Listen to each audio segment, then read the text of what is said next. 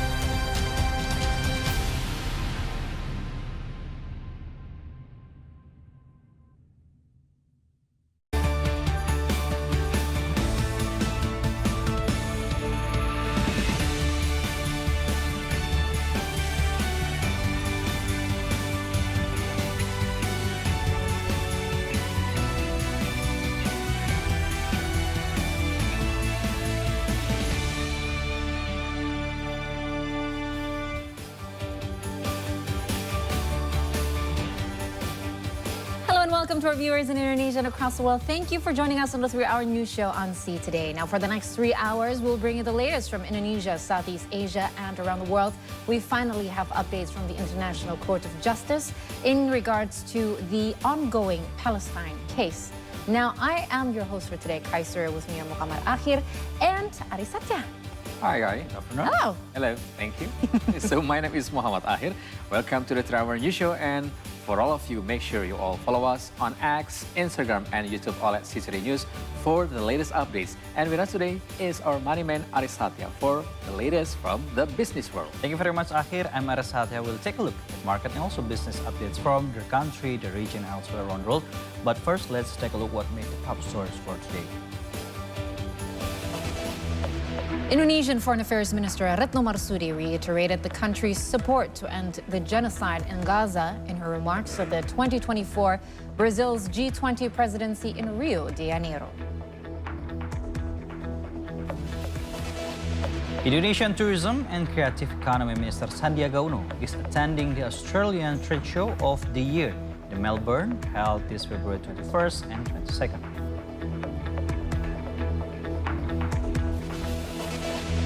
In C Today Sport, Inter Miami kicked off the new Major League Soccer season with a 2-0 win against Real Salt Lake.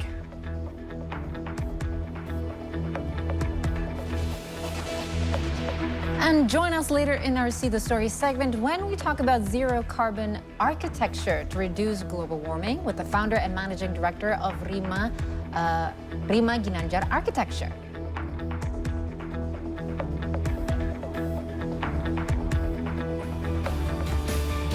Now let's head on to world news. We will start in Gaza.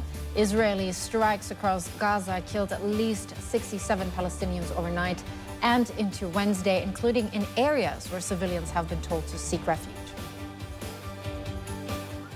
The Al-Aqsa Martyrs Hospital in Deir al-Balah said that it received 44 bodies after multiple strikes in central Gaza.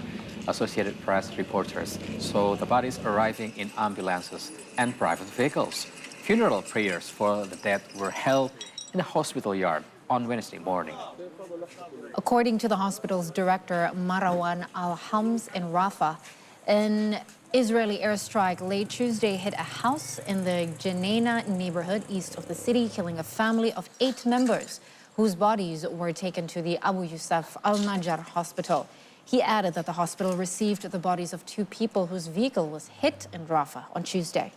The aid group Doctors Without Borders also said on Wednesday that 2 people were killed when a shelter housing staff in the Gaza Strip was struck during an Israel operation in an area where Palestinians have been told to seek shelter.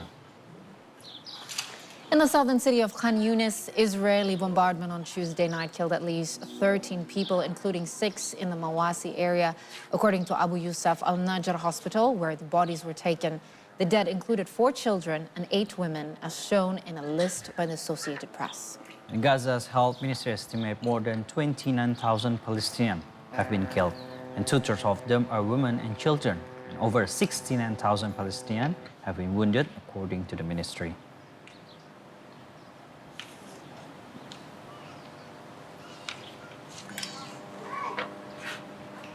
And at least 67 Palestinians were killed during Israeli strikes across Gaza that happened overnight and into Wednesday.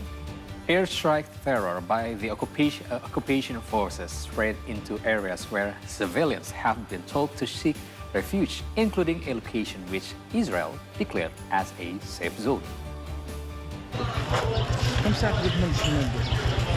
The Israeli occupation forces continued the bombardment of several areas in Gaza, Palestine on Tuesday night and into Wednesday. The Al-Aqsa Martyrs Hospital in Deir al-Balah says it received 4 bodies after multiple strikes in central Gaza.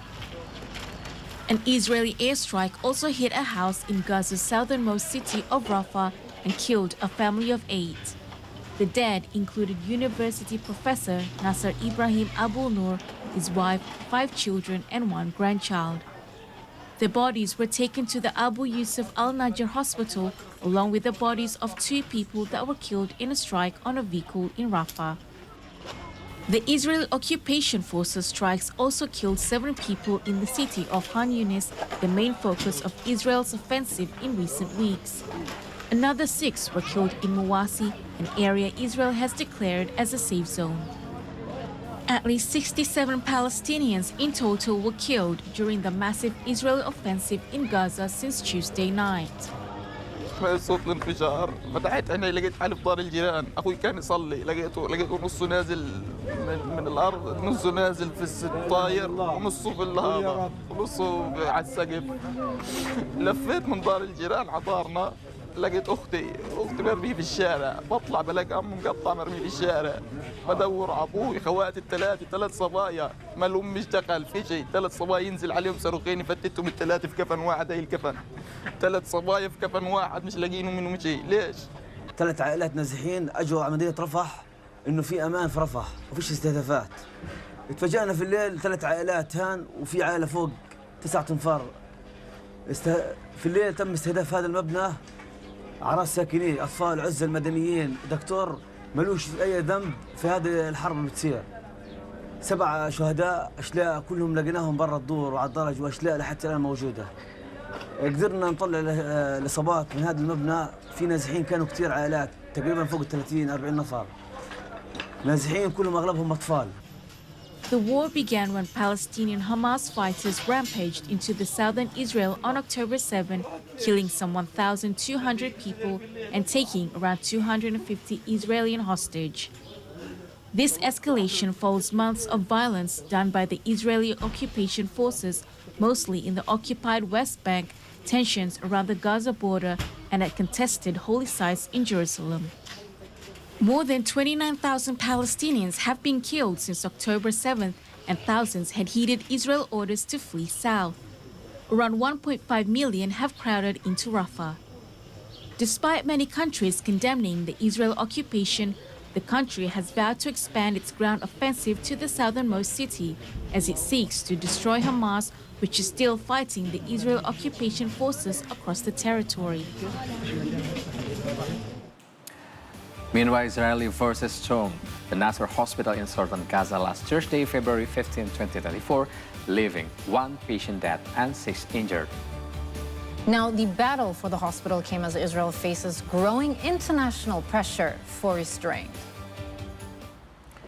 Mercy Presidium Chairman Sarbini Abdul Muradi said that the flagship hospital in southern Gaza was occupied by Israel, which said that they found weapons in the Nasser hospital aside from arresting approximately 100 medics and paramedics. Israeli forces raided the Nasser hospital after their troops, tanks, and gunners surrounded the compound for almost a week.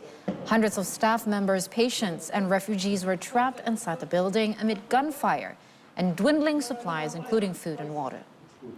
The Mercy chairman also called on the WHO to take an immediate and diplomatic stance against Israel. My words are not enough to express. Kita mengharapkan WHO sejak dulu untuk bersikap tegas dan diplomatis terhadap Israel. Jadi seorang dirjen WHO tidak hanya bisa mengeluh dengan matinya sistem kesehatan yang ada di Gaza. Tapi dia harus melakukan sesuatu untuk melakukan pendekatan-pendekatan terhadap Israel dan Amerika untuk menghentikan kebiadaban terhadap Gaza pada hari ini. Nah, itu kita minta kepada WHO untuk segera melakukan langkah-langkah yang diplomatis secara tegas agar tidak menjalar yang namanya musibah kemanusiaan. Kita mengharapkan WHO. Still in related matter, the Israeli military on Wednesday released a footage showing what it said were airstrikes on Hezbollah military compound in the area of Yarun in southern Lebanon. The military said it launched the strikes on Tuesday after it identified a number of terrorists entering there.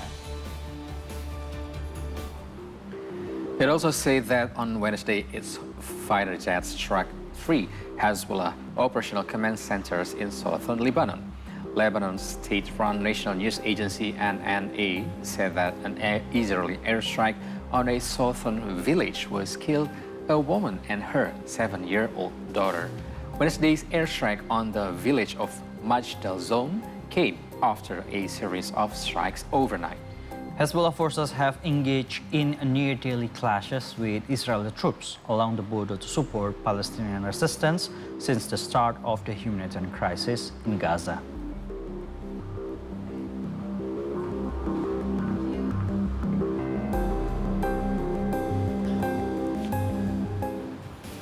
Now move on to the next topic. Foreign ministers of G20 nations gathered on Wednesday in Rio de Janeiro to discuss poverty, climate change, and heightened global tensions as Brazil takes on the annual presidency of the bloc. The ministers and other representatives of the 20 leading rich and developing nations plan to spend 2 days setting a roadmap for work to accomplish ahead of the November 18 to 19 summit in Rio. One of Brazil's key proposals set by President Luiz Inácio Lula da Silva is a reform of global governance institutions such as the United Nations, the World Trade Organization, and multilateral banks, where he seeks to push for stronger representation of developing nations. Brazil's Foreign Minister Mauro Vieira said on the opening remarks that the discussion would focus on the role that the bloc can play in addressing ongoing international tensions.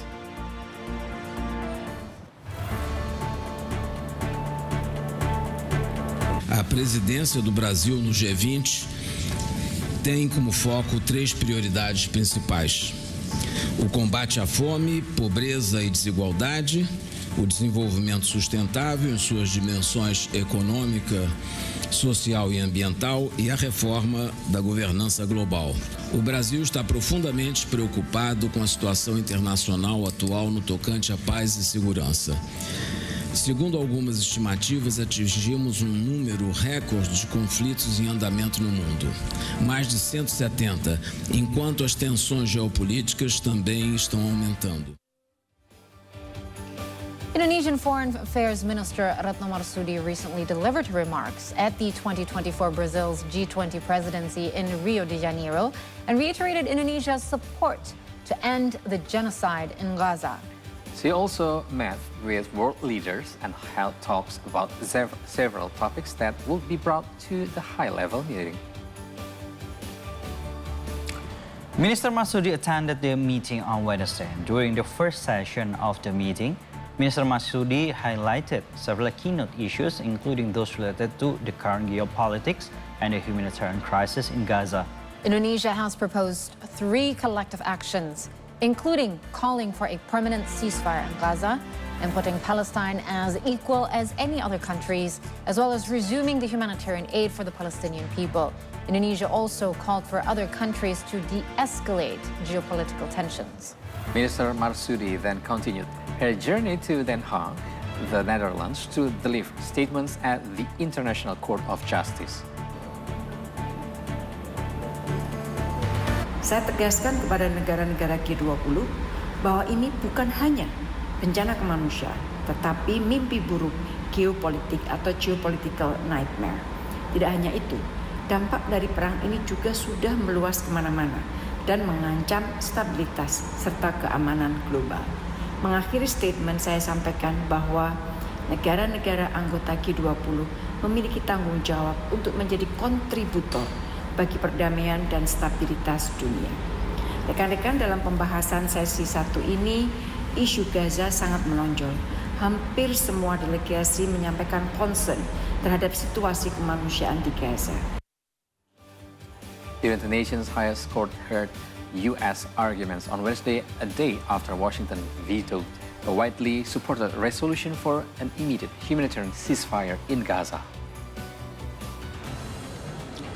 Palestinians contended at the International Court of Justice that Israel's open-ended military occupation has violated the prohibition on territorial conquest, the right to self-determination, and imposes racial discrimination and apartheid. Meanwhile, South Africa argued on Tuesday that Israel's police's amount to apartheid against the Palestinians and the land occupation intended for a Palestinian state is, in quotes, inherently and fundamentally illegal. Israel, however, rejects such claims.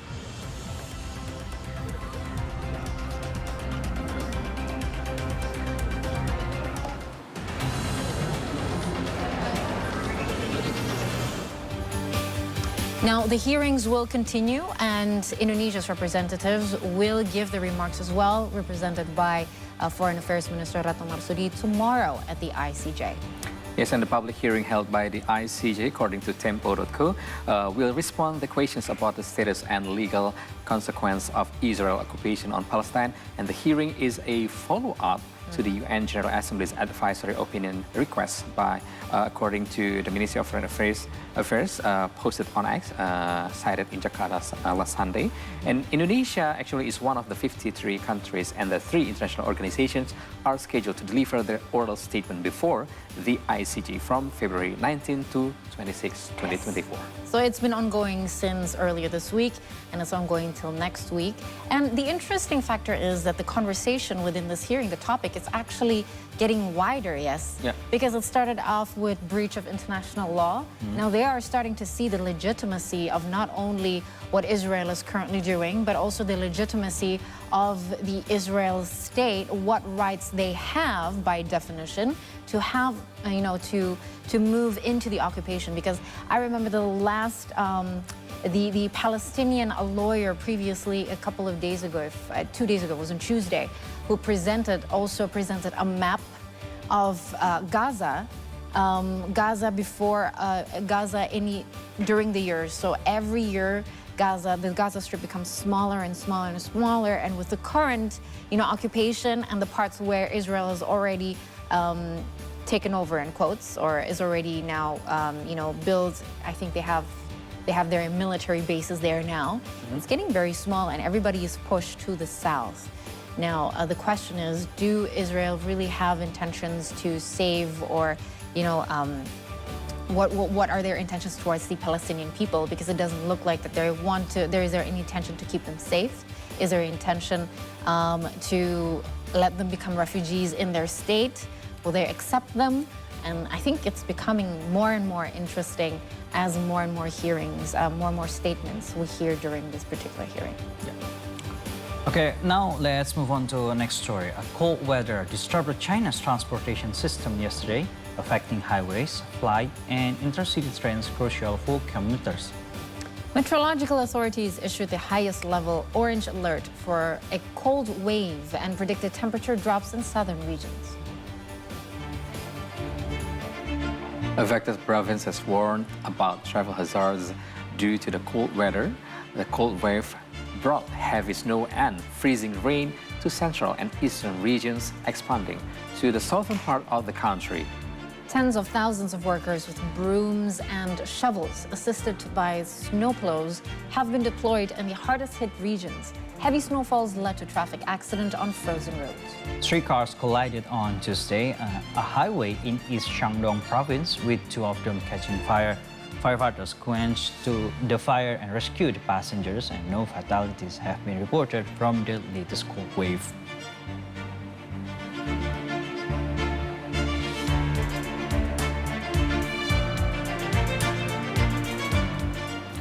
Meanwhile, a video captured the snow scenery along the central axis of the Chinese capital, Beijing, on Wednesday. The Beijing Central Axis, or Zhongzhuxiang, was first created in the Yuan dynasty between 1271 to 1368 and stretches 7.8 kilometers between Yongding Gate in the south of the city and the Drum Tower and a Bell Tower in the north.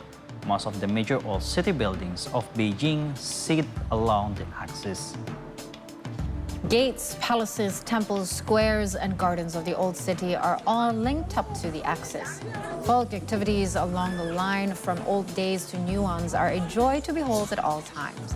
The Great Wall at Xixia Pass was blanketed in snow after Beijing's first snowfall of the year of the Long on Tuesday evening.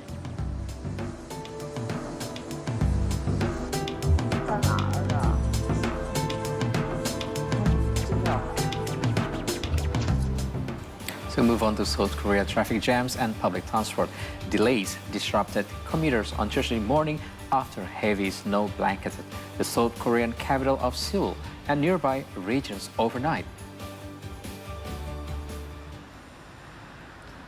The country's weather agency said on Thursday that 13.8 centimeters of snow fell in Seoul overnight until early morning.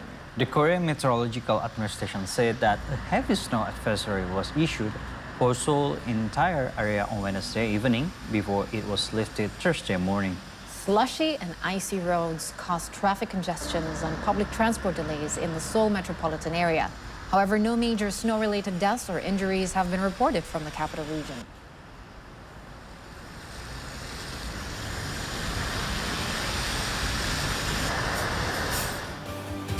As mentioned, the Korean Meteorological Administration has reported 13.8 centimeters of snow accumulating in Seoul since last night. 8.6 centimeters were accumulated after midnight and marking the city's third highest February snowfall in a single day since 2000. Our contributor in South Korea, Seong Kim, filed the following report to tell us more. With almost 14 centimeters of snowfall overnight in Seoul, Thursday morning's commute suffered from disruptions. While snowfall has slowed down in most places, Gangwon-do province is expected to see additional snowfall through to Friday. According to the Seoul Metro, the heavy snow caused delays in Seoul subway lines 2, 5, and 7. Ice formed on the railway tracks of subway line 5, while line 2 and 7 had signaling problems. This delayed the public transport service by around 25 minutes. Schools and businesses operated as usual. According to the Korea Meteorological Administration, 13.8 centimeters of snow hit Seoul, while Gangwon-do province accumulated a total of 70 centimeters of snow since Tuesday. 24 snow-related automobile accidents were reported by the morning, where 34 people were injured. While additional snow or rain is forecasted, the heavy snow alerts have been taken off in most of the country by Thursday morning. Reporting live from Seoul, South Korea, Seong Kim for See Today. We move to Indonesia now. Indonesian President Joko Widodo earlier today led a launching ceremony of Makassar's new port in South Sulawesi. The facility, which was developed by state-owned port operation company PT Pelindo, aims to be a logistics hub for East Indonesia.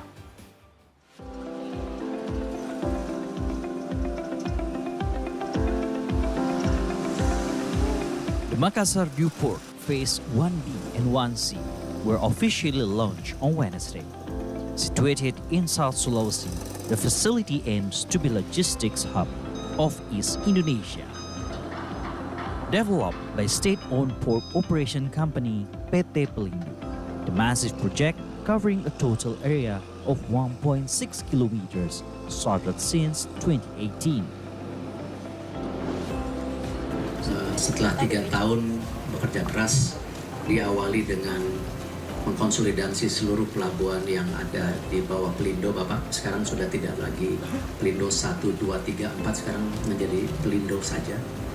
Di mana kita patut berbangga dari semua negara Asia Tenggara, kita masuk ke 20 besar, yaitu dengan kategori salah satu pelabuhan terbaik di dunia saat ini, Bapak. 3, 2, 1. Presiden Joko Widodo led the launching ceremony, joined by high-level officials, including State-Owned Enterprises Minister Erick Thohir, Transportation Minister Budi Karya Sumadi, Public Works and Housing Minister Basuki Hadi Mulyono, and Pelindo President Director Arif Suhartono.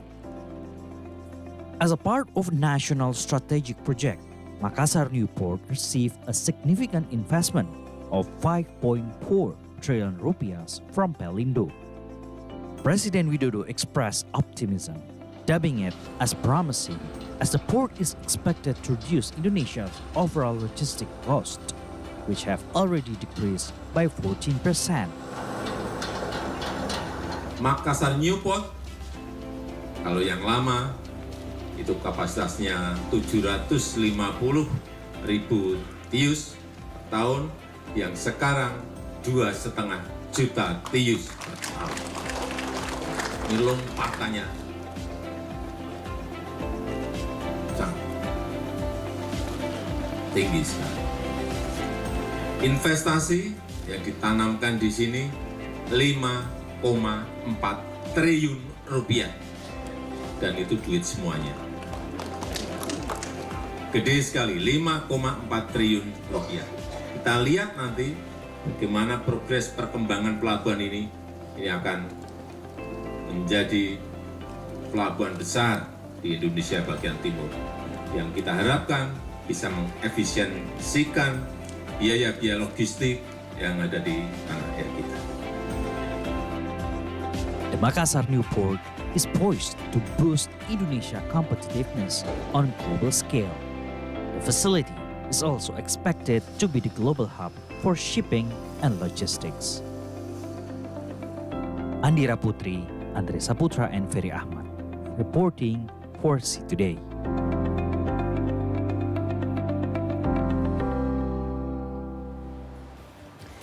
And so we're going for our first quick break in this hour, but when we come back, we'll have the latest from Southeast Asia and around the world. And later during the hour, I'll bring you the latest from the world of business. So please stay with us right here on the 3-Hour News Show, only on C Today.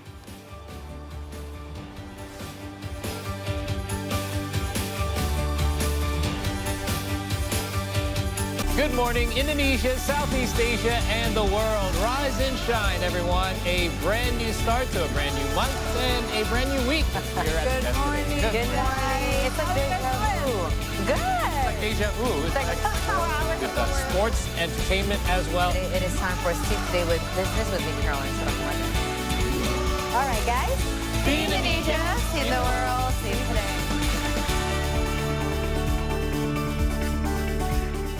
If you want the best coffee beans in the world, this is where you get them, the city of Sidikalang. Now, most Sumatran coffee beans are grown in the area in and around Lake Toba. Kebetulan di tempat ini kan berada di ketinggian 1380, jadi aroma dan cita rasa itu khas. Come see the beauty, only on See Indonesia.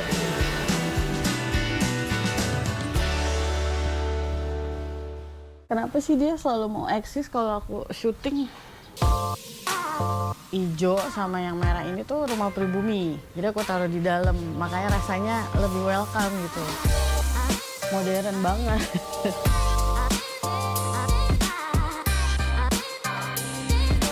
Dia tuh sempit banget kalau ceilingnya pendek. Menurut aku ya, kita belum ngerasa memiliki kalau belum ada sejarahnya.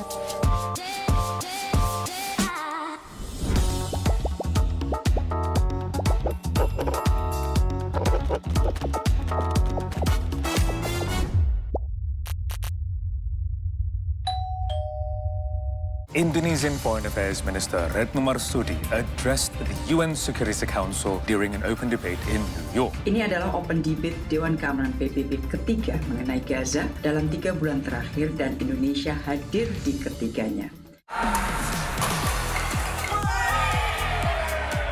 Gue yang penting apa yang gue makan bisa gue buang pada saat gue olahraga gitu. Jadi Adila kalau ketemu mungkin dia ketawa. Gitu.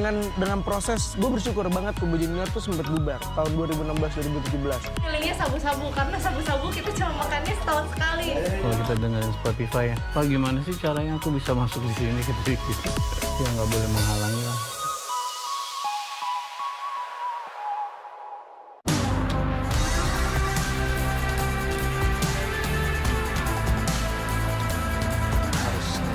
Bukit sampai elevasi gua hari itu nyentuh 4.000-an lah.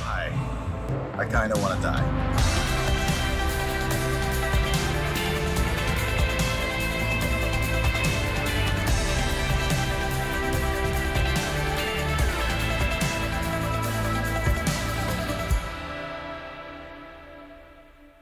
Their existence is now being critically endangered. Dia memiliki ekor yang sangat panjang, jauh lebih panjang daripada badannya sendiri. Tekniknya dia keluar di itu bergelombol, menggunakan punggung temannya untuk naik. Sebenarnya konservasi burung hantu di sini latar belakangnya jelas asas manfaat. Jadi kita pengen melestarikan burung, melestarikan satwa, tapi juga otomatis dampaknya ke masyarakat yang khususnya sekarang kalau di sini kan petani. Welcome back to another episode of Buddy Talk. Enggak, dia hostnya, kita co-host. It's better to be overdressed than underdressed. That's actually a good hack. Because I used to live in Canada. That was our trick. Point to Manado on the smash. I'm horrible. I told you I'm bad. Dikira dengan banyaknya informasi itu kan jadi makin gampang gitu nulis. Iya. Tapi ternyata susah banget.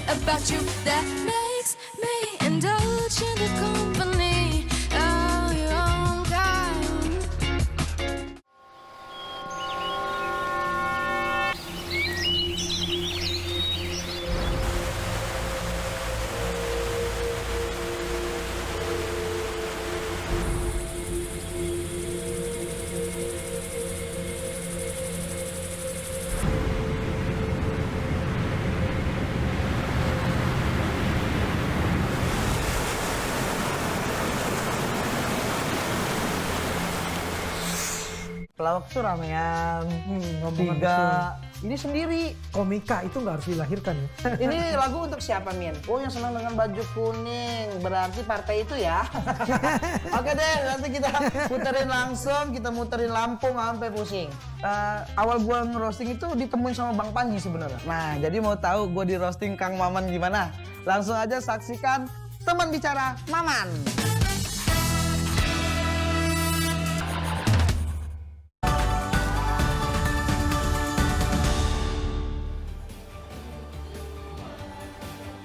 Welcome back to the 3 News Show with us on C Today. Now, we move on with news from the region. Philippine Vice President Sara Duterte denies allegations made by a former member of the Kingdom of Jesus Christ, or KOJC, that she and her father, former President Rodrigo Duterte, received guns from controversial pastor Apollo Quiboloy.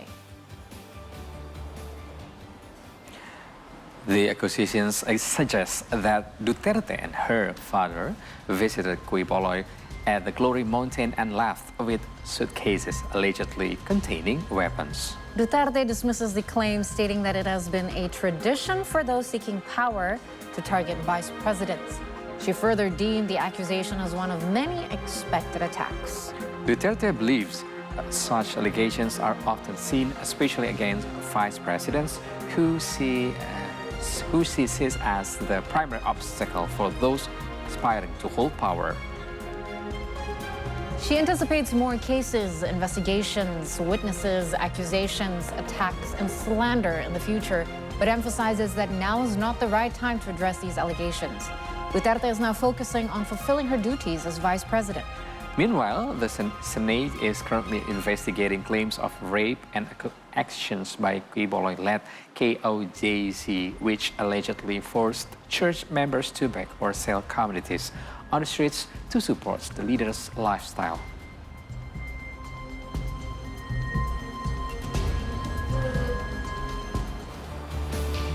Move on to Thailand. Thai Prime Minister Srettha Thavisin announced on February 20th that he will urge the Thailand Central Bank to hold a special meeting ahead of schedule to discuss monetary policy following the country's economic crisis.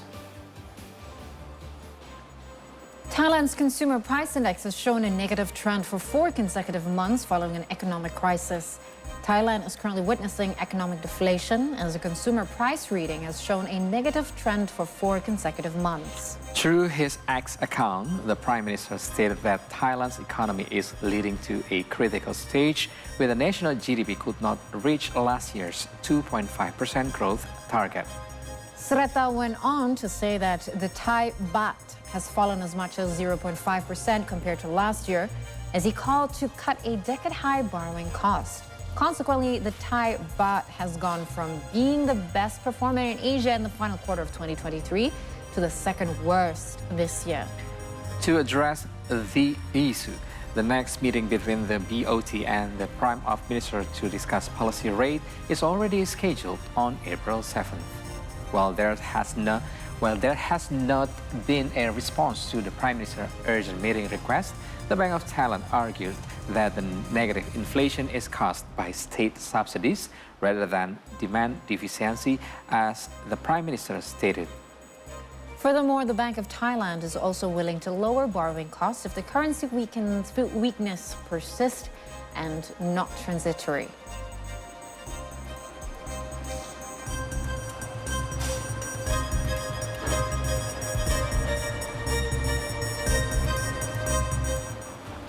And recently sworn in Indonesian Agrarian and Spatial Planning Minister Agus Harimurti Yudhoyono held a meeting earlier today with Deputy Minister Raja Juli Antoni and other officials.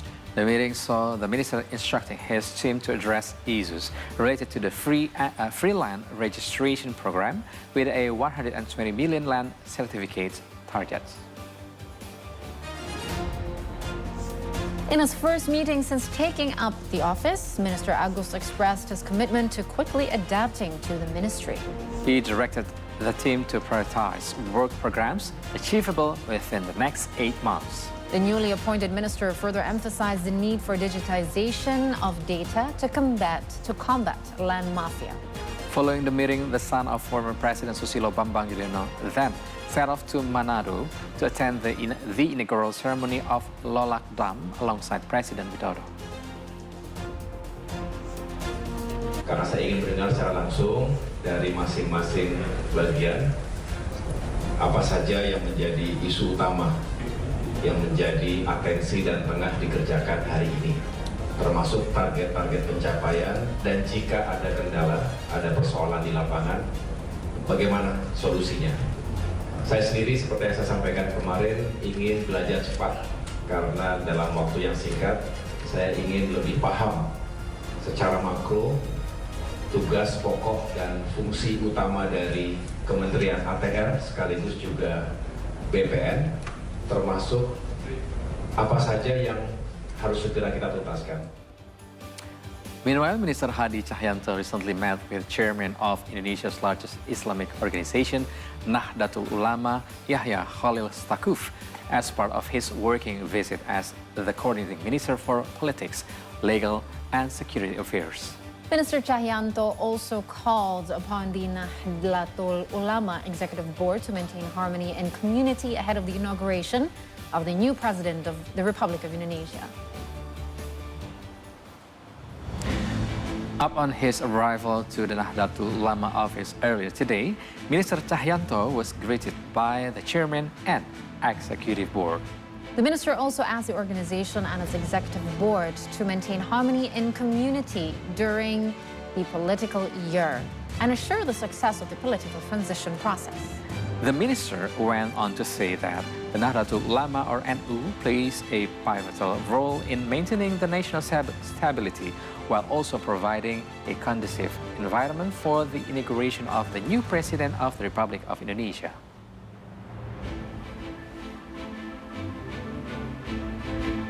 Karena PBNU ini adalah organisasi kemasyarakatan yang sangat besar, yang berfalsafah keagamaan, mulai dari struktural sampai dengan kultural sampai ke daerah-daerah. Oleh sebab itu, memiliki peran yang besar untuk memberikan kontribusi terhadap situasi yang kondusif seperti saat ini pasca Pilpres tanggal 14 Februari 2024. And a local poll administrator in Indramayu, West Java, unfortunately has passed away on Tuesday night, likely due to exhaustion. A similar incident occurred with another administrator in Air Belo village. It is in West Bangka Regency, Bangka Belitung Islands province. In aftermath of the recent election, Muhammad Sodikin, a local polling administrator from Loh Benar village, Jati Barang sub-district, is believed to have died from fatigue due to excessive work during the presidential elections. According to authorities, the voting process began on Wednesday at 6 a.m. and concluded on Tuesday at 3 a.m. Sodikin reportedly suffered from exhaustion, vomited 2 days later, and was rushed to the hospital.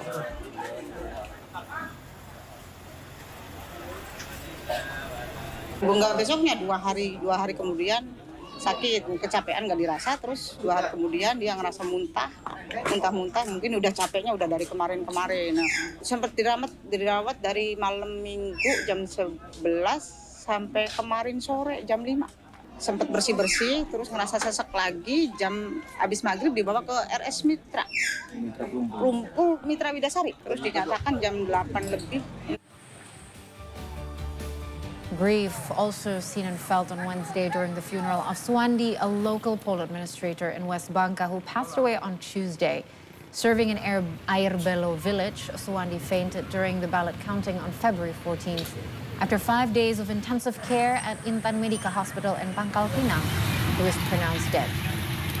According to West Bangka General Elections Commissioner Dargiono, Suwandi was diagnosed with blood clotting in the brain and hypertension. He then underwent a surgery.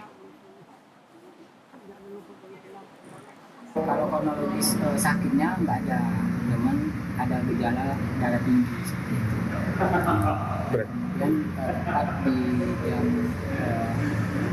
5 lewat beliau mulai duduk tidak sadarkan diri. Kemudian dibawa ke rumah, kemudian duduklah ke rumah sakit Martok ya. Kemudian diminta untuk dilarikan ke rumah sakit Kim Pangkal Pinang untuk dioperasi. Indonesian Health Ministry spokesperson Siti Nadia Tarmizi confirmed yesterday that the number of deaths among local poll administrators across the country has reached 94. Now, still on local poll administrators, one person had shared her experience in making sure that election day went well and without incident. Her story explores how she went about her duties in a pivotal moment last week, so let's take a look.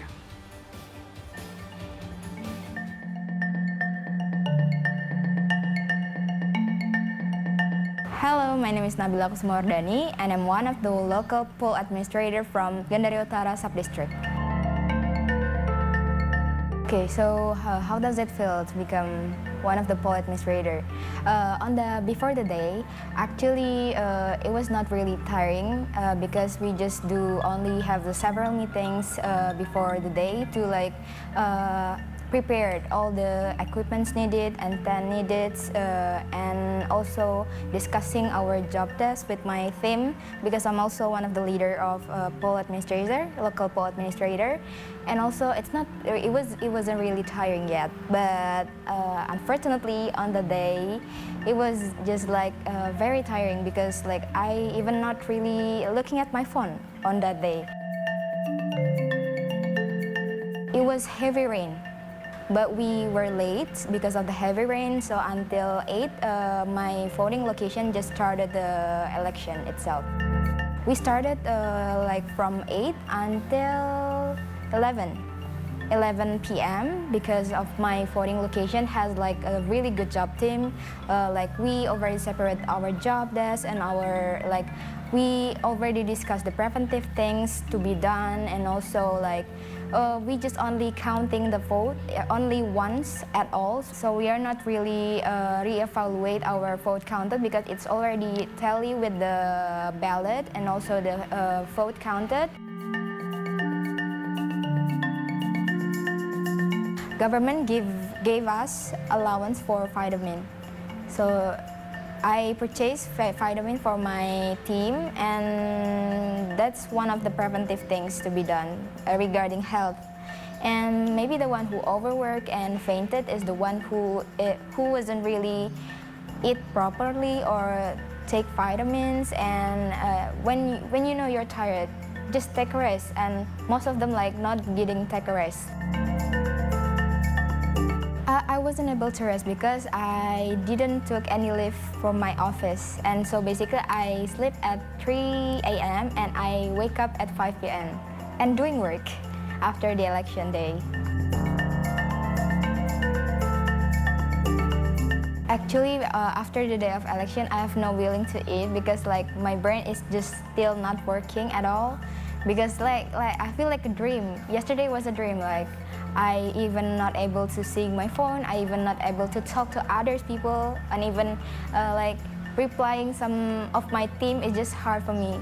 Like everyone is just coming to me to ask for what is it for, what is it for? Because I'm the leader of the voting location. Yeah, because like I have a lot of to-do list things to be done, because I need to report tax because I'm the one who manages tax in my company, and it has a deadline on 15. Yeah, so like I just need to be professional, even though like I'm not in the good condition, and like just being professional.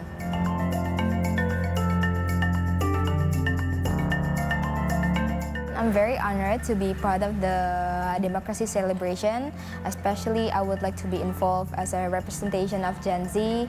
We are still young, we are youth, and we are the one who take part of Indonesia's in the future. And yeah, starting from now on is very most important things for our rules in the future. And for evaluation for Indonesia's next election, especially for the next poll administrator, I would like to give you a message that first, you need to like make a discussion with your team, preventive things to be done on the day, because we have a lot of work to do, especially for separating form and counting ballot vote, and also the time management of our team. One thing I noticed is very important is separating job desks, each poll administrator. And I'm very proud that we have already finished our election day, and hopefully in the future it will gets better, especially the system, and also the poll administrator has really good time management and teamwork. And we're going for another break. Yes, and after the break, Aris will deliver some economics and business updates. So please, Aris, what do you have for us right now? There is a special event called the Asia Pacific Incentive and Meetings event, and there are Indonesia Creative Economy Minister Sandiaga. Sandiaga Uno, yes. One who would wish to to attract swift economics to Indonesia. That's right, but that's not all, because we will take a look more business update from Indonesia and beyond. So stay here on the Terra News Show on See Today.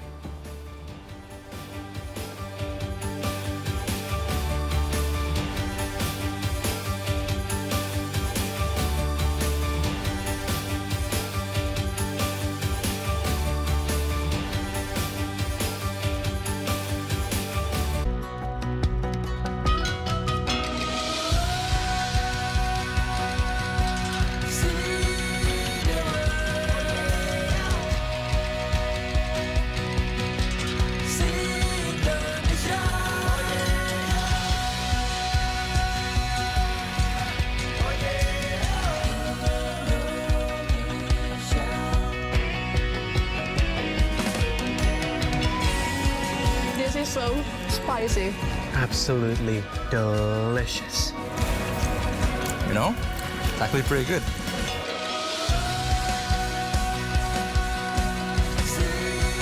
Satu, dua, tiga. Come see the nature, only on See Indonesia. Come see the beauty. Only on See Indonesia. Only on See Indonesia.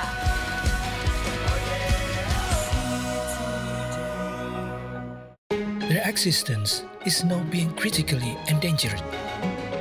Dia memiliki ekor yang sangat panjang, lebih panjang, jauh lebih panjang daripada badannya sendiri.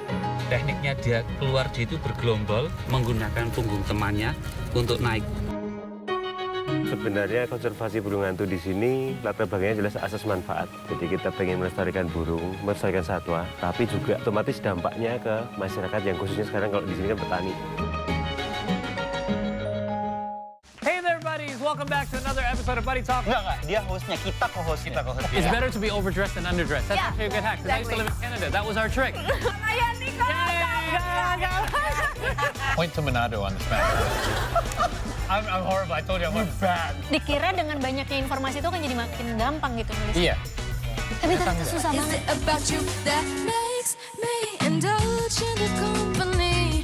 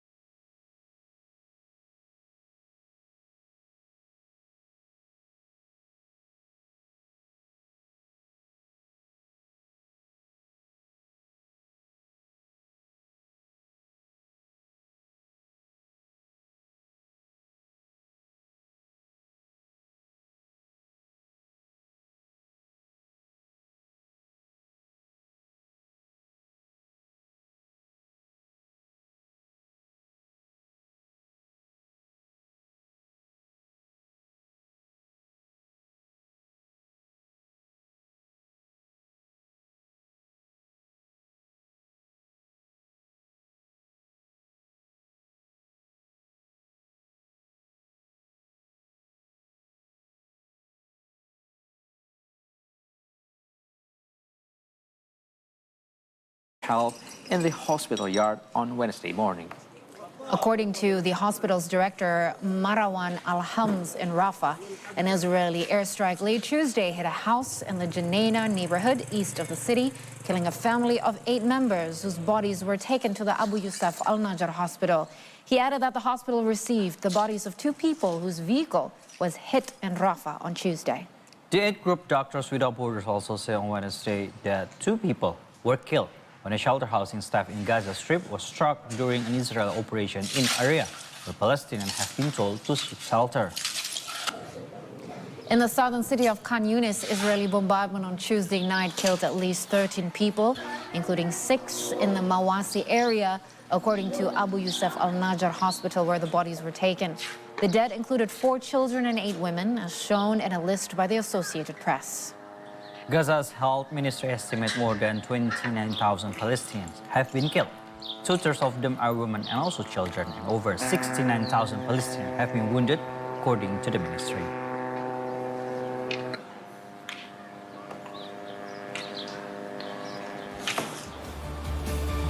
The Israeli military on Wednesday released footage showing what it said were airstrikes on Hezbollah military compound in the area of Yarun in southern Lebanon. Now, the military said that it launched the strikes on Tuesday after it, in quotes, identified a number of terrorists entering the building. It also said that on Wednesday, its fighter jets struck 3 Hezbollah operational command centers in southern Lebanon. Lebanon's state-run national news agency NNA said that an Israeli airstrike on a southern village has killed a woman and her 7-year-old daughter. Wednesday airstrike on the village of Majdal Zun came after a series of strikes overnight.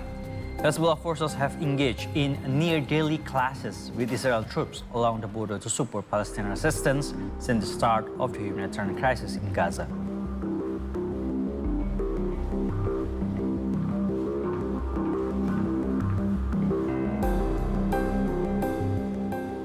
Move on to Brazil. Foreign ministers of G20 nations gathered on Wednesday in Rio de Janeiro to discuss poverty, climate change, and heightened global tensions as Brazil takes on the annual presidency of the bloc. The ministers and other representatives of the 20 leading rich and developing nations plan to spend 2 days setting a roadmap for work to accomplish ahead of November the 18 to 19 summit in Rio. One of Brazil's key proposals set by President Luiz Inácio Lula da Silva is a reform of global governance institutions such as the United Nations, the World Trade Organization, and multilateral banks, where he seeks to push for stronger representation of developing nations. Brazil's Foreign Minister Mauro Vieira said on the opening remarks that the discussions will focus on the role that the bloc can play in addressing ongoing international tensions. A presidência do Brasil no G20 tem como foco 3 prioridades principais: o combate à fome, pobreza e desigualdade, o desenvolvimento sustentável em suas dimensões econômica, social e ambiental e a reforma da governança global. O Brasil está profundamente preocupado com a situação internacional atual no tocante à paz e segurança. Segundo algumas estimativas, atingimos um número recorde de conflitos em andamento no mundo, mais de 170, enquanto as tensões geopolíticas também estão aumentando. And thus, Indonesian Foreign Affairs Minister Retno Marsudi recently took the opportunity to deliver her remarks at the 2024 Brazil's G20 presidency in Rio de Janeiro and reiterated Indonesia's support to end genocide in Gaza. She also met with world leaders and held talks about several topics that will be brought to the high-level meeting. Minister Marsudi attended the meeting on Wednesday. During the first session of the meeting, Minister Marsudi highlighted several keynote issues, including those related to the current geopolitics and the humanitarian crisis in Gaza. Indonesia has proposed 3 collective actions, including calling for a permanent ceasefire in Gaza and putting Palestine as equal as any other country, as well as resuming the humanitarian aid for the Palestinian people. Indonesia also called for other countries to de-escalate geopolitical tensions. Minister Marsudi then continued her journey to Den Haag, the Netherlands, to deliver statements at the International Court of Justice.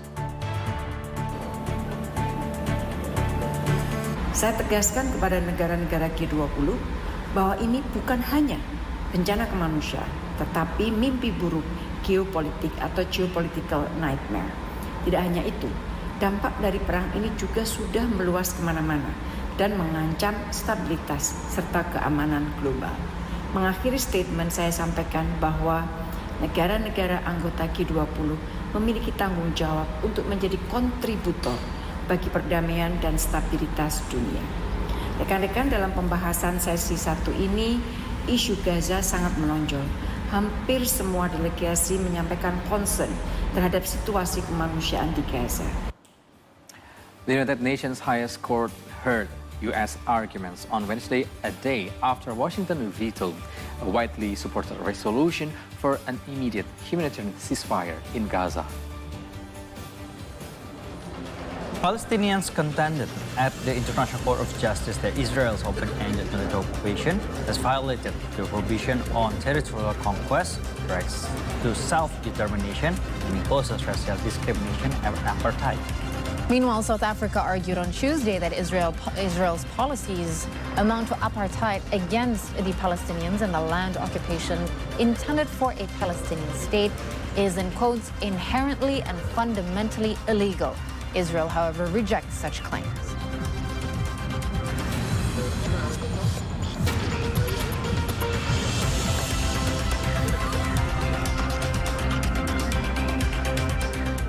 Now move on to the next story. Traffic jams and public transport delays disrupted commuters on Tuesday morning after heavy snow blanketed the South Korean capital of Seoul and nearby regions overnight. The country's weather agency said on Thursday that 13.8 centimeters of snow fell in Seoul overnight until early morning.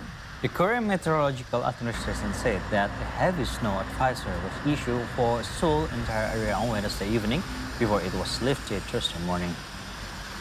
Slushy and icy roads caused traffic congestions and public transport delays in the Seoul metropolitan area. However, no major snow-related deaths or injuries have been reported from the capital region.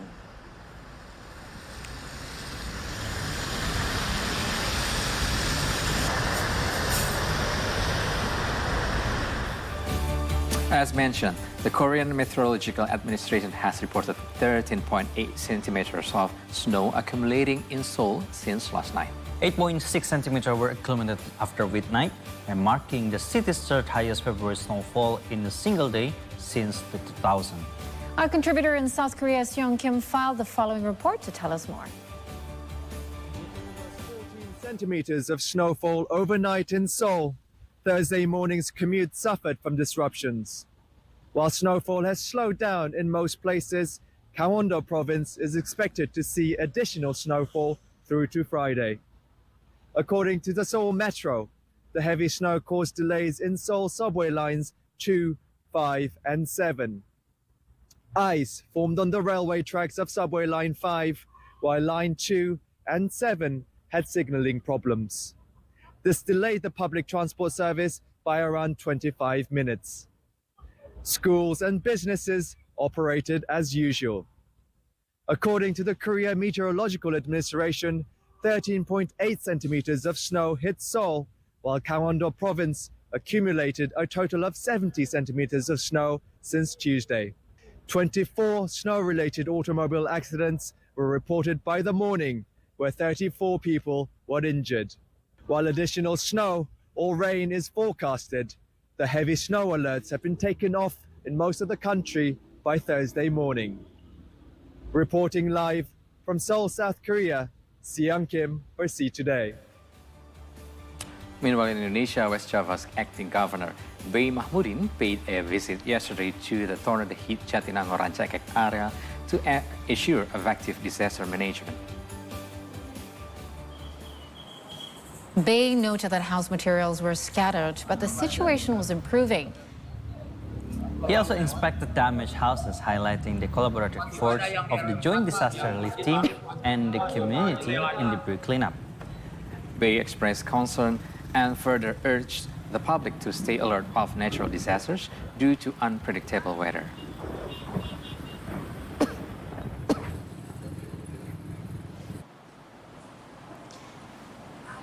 The tornado destroyed hundreds of homes in Pangsor village with 392 reported damaged houses. The village suffered the most significant impact with 60 houses severely damaged, seeing roofs torn away.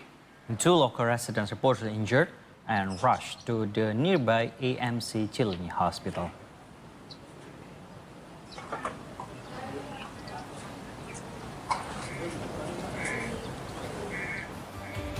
And with that, we're going for a quick break in this hour. But when we come back, we'll again have the latest from Southeast Asia and around the world. And later during the hour, I'll bring you the latest from the world of business. So again, please keep it right here on the 3-Hour News Show, only on See Today.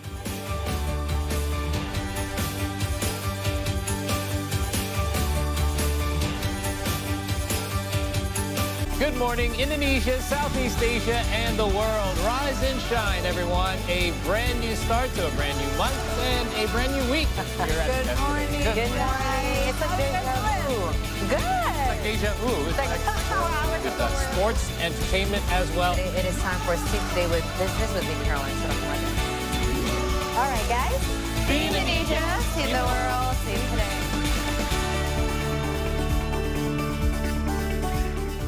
If you want the best coffee beans in the world, this is where you get them, the city of Sidikalang. Now, most Sumatran coffee beans are grown in the area in and around Lake Toba. Kebetulan di tempat ini kan berada di ketinggian 1380, jadi aroma dan cita rasa itu khas. Come see the beauty, only on See Indonesia.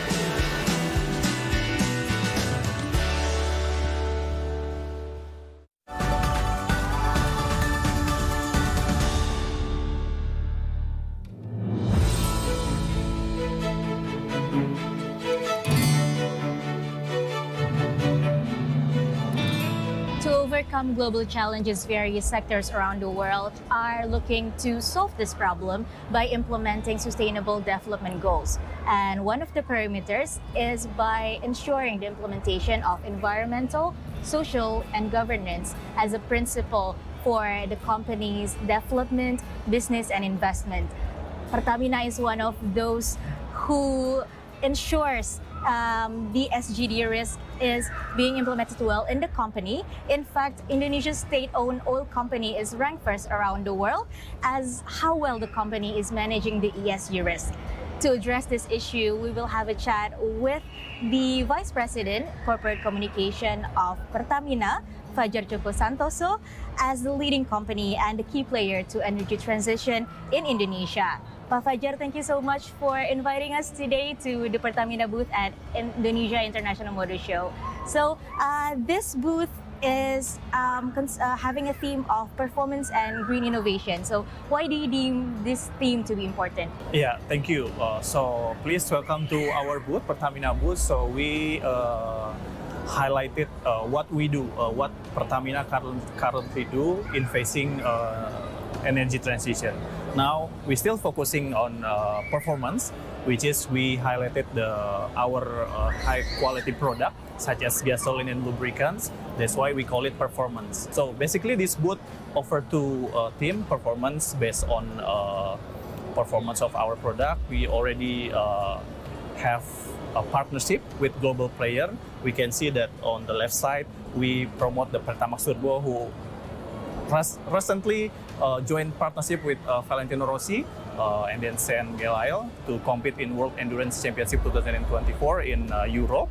And then last year we also have agreement with VR46, the MotoGP team, also owned by Valentino Rossi, to compete in this year MotoGP. So that's kind of collaboration, I think, that can elevate our products to be recognized by a global. So yeah, so we hopefully that our product can be more recognized and more global.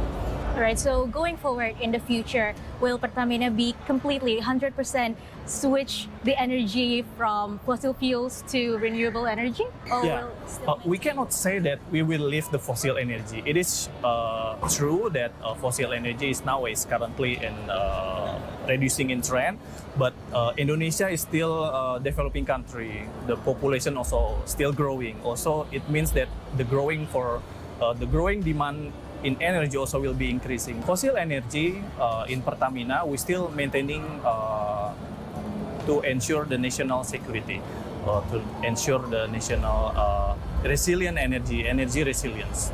Because like what I said before, the demand of energy in the future, I think we still increase. That's why we cannot say goodbye to the fossil energy. But on the other hand, also we promote another source of energy, such as electric and then hydrogen and then gas, to promote net zero emission. That we also support government's target to achieve net zero emission by 2060 or even earlier. Right, so the green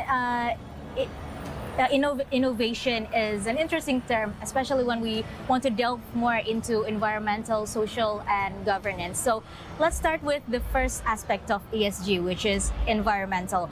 Undoubtedly, climate change represents one of the most pressing challenges in our time. So as a key player to the energy transition, the energy sector in Indonesia, what are some of the technologies that PT Pertamina is implementing to tackle this issue? Yeah, sure. Now everyone is talking about ESG. Pertamina as an energy company also put ESG as our priority. That's why before we talking about the technology, I want to mention that Pertamina as a state-owned enterprise has already like 10 focus of sustainability. Let's start with the environmental. Since the government's committed to aim the net zero emission by 2060, Pertamina also within internally already have a decarbonization program. So we make all the operation and unit business in Pertamina make a decarbonization program. For example, now we converting some of our refinery to become green refinery, which produce biofuel, biodiesel, and also the last development is sustainable aviation fuel, which is the combination between fossil fuel and new renewable energy from the bioenergy. And then we also developing carbon capture, utility and storage. Now everyone's talking about CCS, CCUS, carbon capture, storage and carbon capture, utility and storage. We also enhancing that kind of technology. That's why we partner also with global player, energy company global, to also make a partnership and collaboration with Pertamina how to enhance the increasing of the implementation of technology CCS and CCUS. Right, so in order to develop the technology, Indonesia continuously to collaborate with other countries, as you said, with our global partners. Is that correct? Yep. Pertamina cannot stand alone in developing technology in terms of environmental. Pertamina have Pertamina geothermal energy, and then we also hydrogen, that like what I said before. So last month we already groundbreaking the hydrogen station. We partner with Toyota, and then Toyota have the car that specialize on utilization of hydrogen. That's why we try, and then we'll look that this kind of potential can be alternative energy beside the electrical vehicle. So based on that, we also create biofuel. Maybe some of people already use like biodiesel. We already achieved B35 last year, and this year we targeted, we increased the B to B40, which is the combination 40% of palm oil with diesel. So that's the combination. Last year we also launched Pertamax Green 95. That's why that is also combination between Pertamax and 5% of bioethanol. That's kind of strategy, that kind of innovation that we always create to make Pertamina and all the products of Pertamina can be more environmental friendly. with all those effort that I said before, Pertamina last year is already succeeded, reduced their emission by 31%, 2023, even before the national target is in 2030. So Pertamina already achieved that target way of national target. All right, so we are moving on to the second aspect of ESG, which is social. So as you mentioned earlier, Pertamina has a vast range of stakeholders, be it nationally and internationally as well. So starting from employers, and then supplier, consumer, community, and many more. So how does Pertamina maintain the reputation as well as the relationship with its stakeholders? Yeah, sure. Pertamina put health and safety sector as our top priority. That's why maybe it's under social aspect, right? And we also push what we call empowerment. As you know, that 2 of our 7 directors is a woman, Bu Nika and Bu Emma.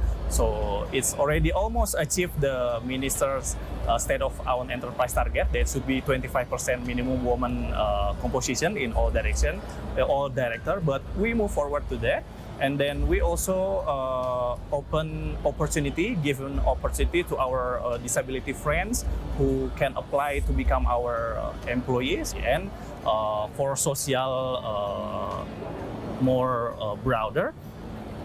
We also have like corporate social responsibility. I think every company has corporate social responsibility, right? So we focus on our CSR to focus on education, health, and also empower of local economy. So that's why we hope that what we did, like from our CSR and then from our internal engagement with our employees, it can be boost our social aspect in ESG. Okay, lastly, moving on to the third aspect of ESG, which is governance. So how does Pertamina implement its operation management to ensure the internal sustainability? The third aspect is governance. Pertamina is always do our best to keep the GCG, Good Corporate Governance score, is always increasing. Like we already have in 2020, Pertamina launched a clean charter, which reflects the Pertamina clean's value. Right, in implementing ESG, there are risks to it. So how does Pertamina ensure that the ESG risk is still manageable and Pertamina could sustain the first rank of the ESG Sustainalytics? Yeah, last year we had a great news that Pertamina currently is number 1 in ESG score in sub-integrated oil and gas. Way back to 2021, Pertamina still in 8th position, but after all the effort that we did, like 2 or 3 years behind, that last year we achieved, we become the number 1 in the world in sub-integrated oil and gas. It means that what we did, what our efforts is on the right track, on the right way, and then we still improving some of the aspect, but we can see that our target, if we can say we have target, this year we hope that we will enter and we will become the first energy company who have lower risk rating by Sustainalytics. All right, so there's a lot of targets to achieve this year, and already lots of targets that have been achieved. Yes. Right. So now we're moving on to talk about the product quality. How does Pertamina manage the high level of product quality but still ensure that it is still best in price? Yeah, sure. As a state-owned enterprise, we also have a responsibility to provide energy with accessibility and affordability. In terms of quality, Pertamina is always make sure that the product that we produce, that we provide, is always in high quality. We can see from the example here that we display that many of our product is collaborate with global player. It means that our product is recognized by global. We also export our lubricants to more than 20 countries currently. So it already says by itself that our product have the best quality. And also about the price, again, as a state-owned enterprise, we have to provide all the people with afford energy that can be afforded by the people. All right, so that wraps up our interview with the Vice President Corporate Communication of Pertamina, Fajar Santoso, about the implementation of environmental, social, and governance in Pertamina. All right, thank you so much, Pa. Thank you. Thank you.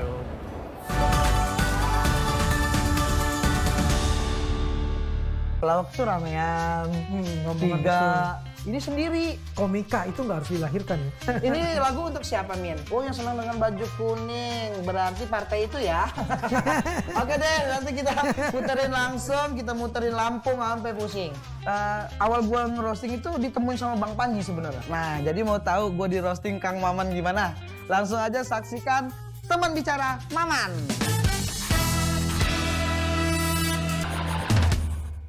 If you want the best coffee beans in the world, this is where you get them, the city of Sidikalang.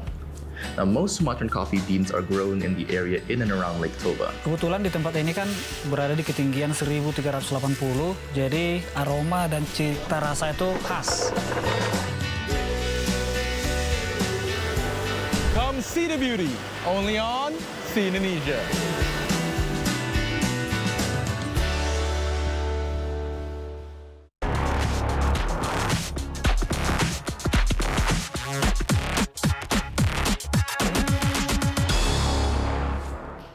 Welcome back to the Travel Show. It's time for some business updates for this hour with Ari Satya. The Asia Pacific Incentives and Meetings event, the leading trade event for the meetings and event industry in the Asia Pacific region, kick off in Melbourne on February the 21st and the 22nd this week. Indonesia is taking the Australian market very seriously, and the Indonesian Minister of Tourism and Creative Economy Sandiaga Uno is among the attendees at the event and is attempting to promote the country's destination to Australian tourists and foster collaboration for the industry's COVID-19 recovery. The Asia Pacific Incentives and Meetings event hosted in Melbourne once more, and 2024 is experiencing its largest turnout in the past decade, proudly upholds a legacy of 30 years. AIM is the biggest event for the business events industry in the Asia Pacific region, and I'm delighted to say that we had 570 exhibitors this year, and we were fully hosting 600 buyers from across Asia Pacific and Australia. And it's so exciting to see that so many more international pavilions are returning, and I'm delighted to stand in front of the beautiful, wonderful Indonesia pavilion, who came back for the first time after many years. And I'm just very happy that you made the decision to come with so many hotel partners back on board. But we also have quite a large group for hosted buyers from Indonesia back, and we're hoping to grow that number for AIM 2025. Indonesia has always been the main destination for many Australian travelers. And of course, Indonesia is taking this market very seriously by keep boosting and promoting what is the actual taste of wonderful Indonesia for Australia. Australian tourists rank highest among foreign visitors to Indonesia. And Indonesia is showing a strong commitment to the Australian market. During a visit to Australia, Indonesian Minister of Tourism and Creative Economy Sandiaga Salahuddin Uno aimed to promote Indonesian destinations to Australian tourists and foster collaboration for the industry's COVID-19 recovery. Indonesia have to be present, have to say loud and clear that we're back in business, and we are participating with the objectives of promoting Indonesia MICE tourism and exploring and identifying opportunities for inter-country collaborations. As of December 2023, Indonesia recorded over 1.4 million tourist arrivals from Australia, making Australia the second largest source of visitors after Malaysia. The Australian market is very important for Atlas, and Indonesia and Bali as a whole, being such a country that's very close to Indonesia. So yeah, I think it's very important to make sure that they're kept happy, and I think we've got to make sure that the price-wise is on point for all Australian travellers, whether it's the schoolies and the backpackers looking for a nice little cheap holiday, or someone looking for a bit more of a upper class or VIP experience. We have to be able to cater for all aspects of that. and be ready to tackle anything that they want. The Minister Sandiaga Uno stresses the importance of grasping current market trends to ensure Indonesia remains a top destination in the minds of international travelers. We saw 3 days of Taylor Swift have rocked Melbourne. So we need to keep Indonesia at the top of mind of foreign tourists, including having the ability to invite all those great talents to have musical events, to have cultural events and other creative economy events. So we're meeting with the Victorian parliaments, with the Minister of Tourism. We also have met the Melbourne Convention Bureau, how we can work together, how we could promote green MICE and green tourism, and how we could have not just more Australian tourists, but how they can impact local economies by giving back to communities. The minister's visit to Australia also emphasized gastro diplomacy, aiming to bolster the Indonesia Spice Up the World through the meetings with Indonesian restaurateurs in Australia. We're also working with the community and associations for pushing the Indonesian culinary diplomacy like gastro diplomacy, Indonesia Spice Up the World. We need to actively promote and involve Australia as a key partners, so that we need to have achieved more than 1.4 million visitors from Australia this year. I'm very optimistic, and through the help of the media and See Today, I think we can achieve that. Thank you very much. Last but not least, the minister concluded his Australian visit with a meeting with Indonesian diaspora, who are the true ambassadors in promoting Indonesian tourism in Australia. Muhammad Andri, reporting for See Today, Melbourne. Still from Australia, Indonesian Tourism and Creative Economy Minister Sandiaga Uno met earlier today with the Flight Centre Travel Group in Sydney. The meeting focused on boosting Australian foreign tourist visits to Indonesia with a target of 14.3 million arrivals this year. And Minister Uno is optimistic that Australia, being a key source market, will play a vital role in achieving the target. We were fortunate because it was the time when we were moving systems. We offboarded our old. And into another story, the number of Indonesia Quick Response Code QRIS transaction is rising in West Sumatra, and Bank Indonesia representative office reported a total 8.3 million transaction volume, with some 300,000 new users attracted last year. Kris transaction experienced a remarkable growth of 154% throughout 2023. And Bank Indonesia aims to add 147,000 new users and target a transaction volume of 12 million this year. The significant growth in transaction is attributed to the active support of 26 banks and 2 non-bank financial institutions. Padang and Bukit Tinggi have reported the highest number of Kris transactions in the region, and thanks to the expanded services, now including cash withdrawals, transfers, and deposits. Kris di Sumatera Barat di tahun 2023 ini meningkat luar biasa, meningkatnya sampai 154%. Kemudian dengan jumlah pengguna 8,3 juta orang. 24 targetnya kita tambah dari 8,3 harus meningkat minimum menjadi 12 juta. Kota Padang dan Bukit Tinggi ini sampai dengan mungkin dua kota digabung ini penggunaannya sampai mungkin 7 juta lebih. Jadi 90%. Kalau kita di luar dua kota itu masih relatif sedikit. Jadi kota-kota yang sudah maju di Sumatera Barat mempergunakan Krisnya lebih banyak. Dan itu sekitar 50% memang dipergunakan oleh penduduk. And now let's see the latest from the stock market in Indonesia and also globally. We'll start in Asia, where most markets closed in the green. Japan's Nikkei 225 hit a record high as it rose by over 2% to surpass its previous record high achieved back in 1989.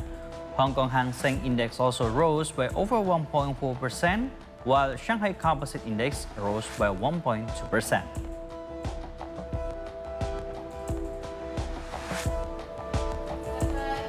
And now let's turn our attention to Wall Street in the US, which saw meager performance among major composites as the Fed's latest meeting showed that they are not in a hurry to cut rates. Both the Dow Jones Index and S&P 500 rose by 0.1%. Meanwhile, the tech-heavy Nasdaq fell by 0.2%.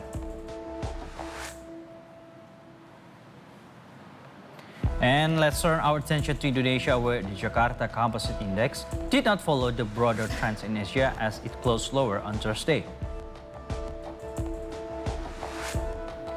The IDX fell by 0.1% to close at 7,339.64.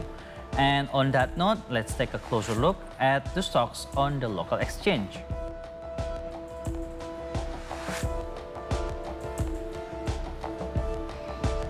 Mitra Pedagang Indonesia with stock code MPIX was the top gaining stock of the day as it rose by 25.3%. Stocks of forklift rental company Sarana Mitra Luas or SMIL were among the other top gainers as it rose by 17.8%. Meanwhile, Bersama mencapai puncak with stock code BAIK was the top losing stock of the day as it fell by 13%.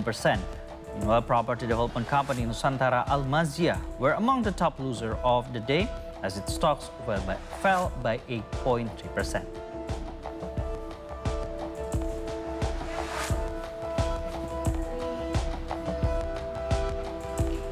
And those were the economic and business updates for this hour. But after the break, Akhir will return with sports updates. Stay tuned.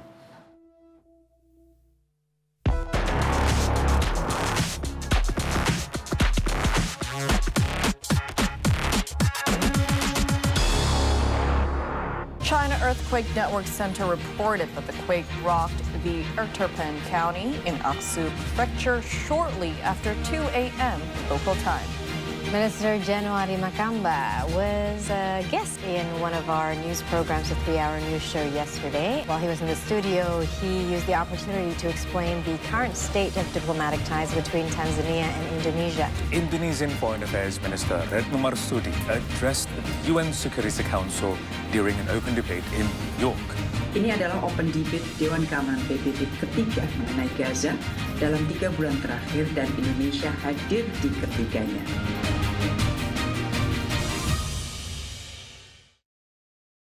Indonesian Foreign Affairs Minister Retno Marsudi addressed the UN Security Council during an open debate in New York. Ini adalah open debate Dewan Keamanan PBB ketiga mengenai Gaza dalam 3 bulan terakhir dan Indonesia hadir di ketiganya.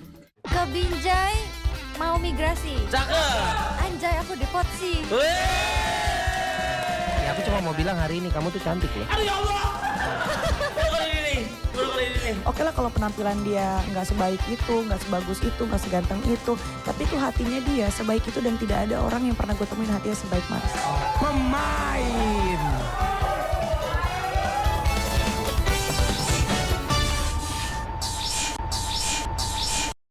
Good morning, Indonesia, Southeast Asia, and the world. Rise and shine, everyone. A brand new start to a brand new month and a brand new week. Good morning. Good morning. It's a deja vu.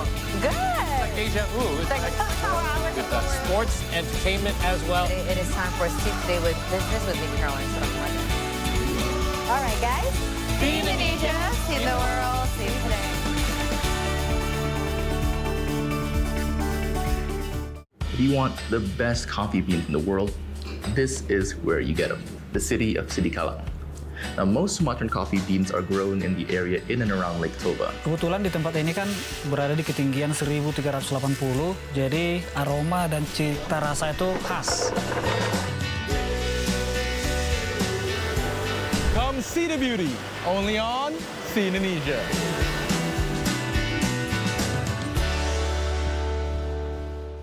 Pelawak tuh ramean, ini sendiri. Komika itu nggak harus dilahirkan ya. Ini lagu untuk siapa, Min? Oh, yang senang dengan baju kuning. Berarti partai itu ya. Oke deh, nanti kita puterin langsung. Kita muterin Lampung sampai pusing. Awal gua ngerosting itu ditemuin sama Bang Panji sebenarnya. Nah, jadi mau tahu gua di roasting Kang Maman gimana? Langsung aja saksikan Teman Bicara Maman.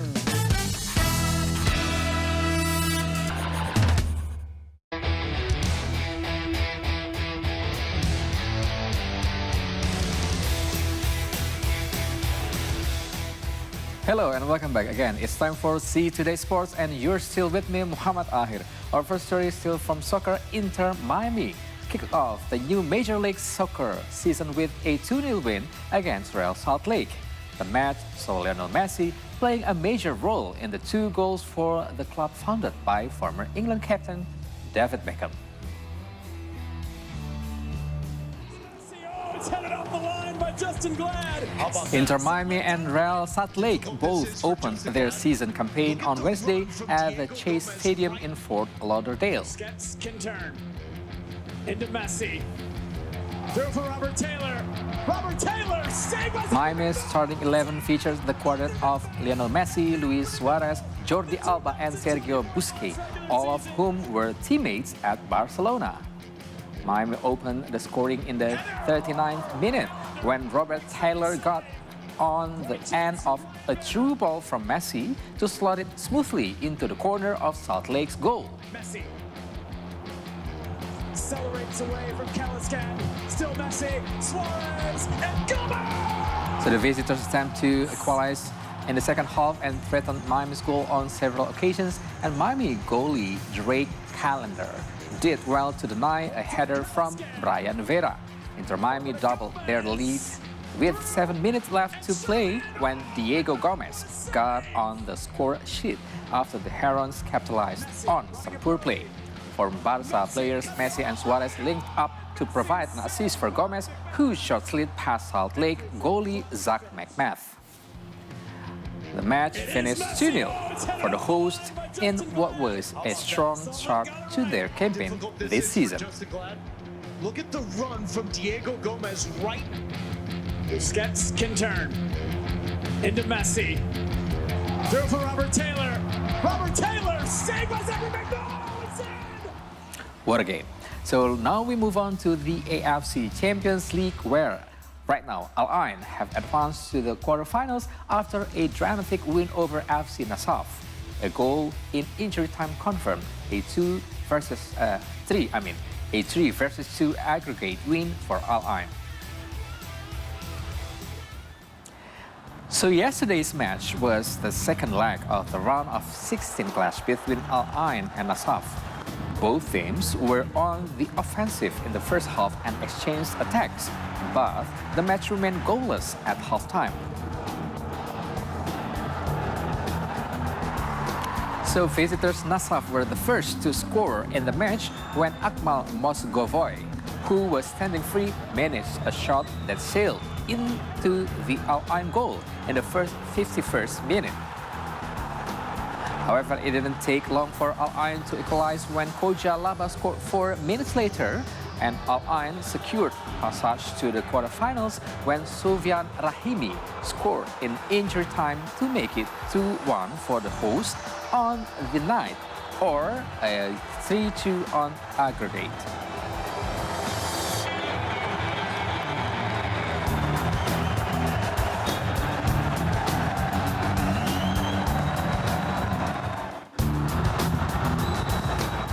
Now it's time for table tennis, where hosts South Korea and Japan have advanced to the quarterfinals of the ITTF Men's Team World Championships after respectively cruising past India and Austria in Busan on Wednesday.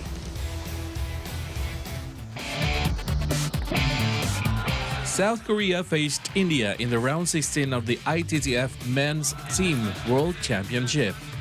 The first match pitted Jang Woo-jin against Harmeet Desai, which ended a 3-0 victory for Woo-jin. Meanwhile, Lim Jong-hoon and Lee Sang-soo each succeeded in beating Indian representatives Sarat Kamal Achanta and Satyan Gnanasekaran 3-1 and 3-0. This propels South Korea to the quarterfinals, with a team score of 3-0. Meanwhile, Japan defeated the Austrian team when Tomokazu Harimoto notched Japan's first victory after beating Andreas Levenko 3-1. Additionally, Hiroto Shinizuka followed Harimoto's success and defeated Robert Gardos 3-1. Lastly, Sora Matsushima guaranteed Japan's spot in the next round after beating Daniel Hepson 3-0. South Korea is now set to face either Denmark or Slovenia in the quarterfinals, while Japan will be in for a tough fight as they face competition favorites China.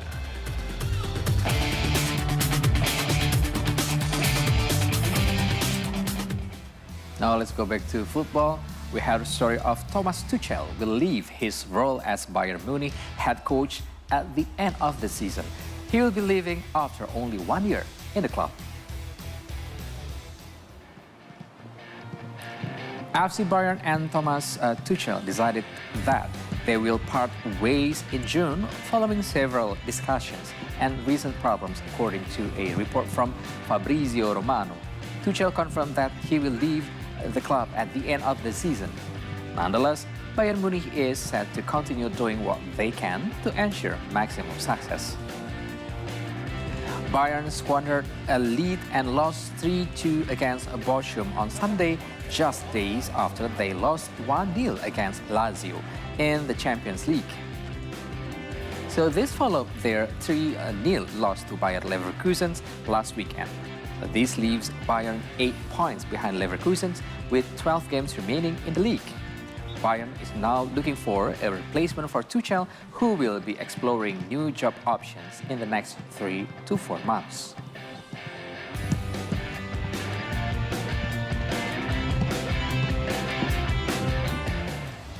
All right, that's a wrap for See Today Sports for today.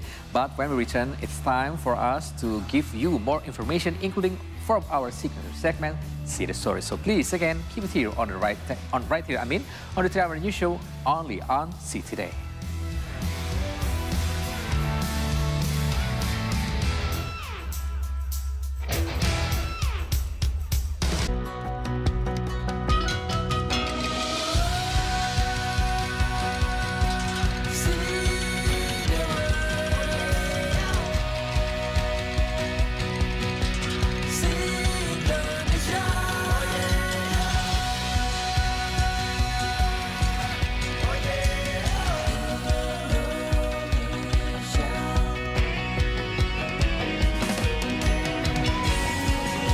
So spicy.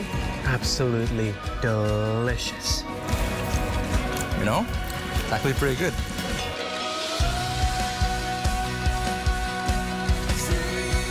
Satu, dua, tiga.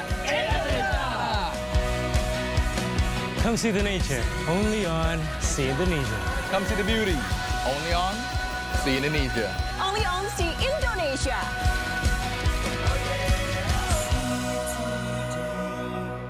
Kenapa sih dia selalu mau eksis kalau aku syuting?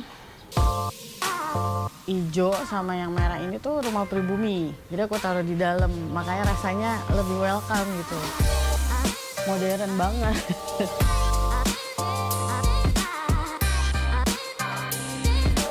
Dia tuh sempit banget kalau ceilingnya pendek. Menurut aku ya, kita belum ngerasa memiliki kalau belum ada sejarahnya.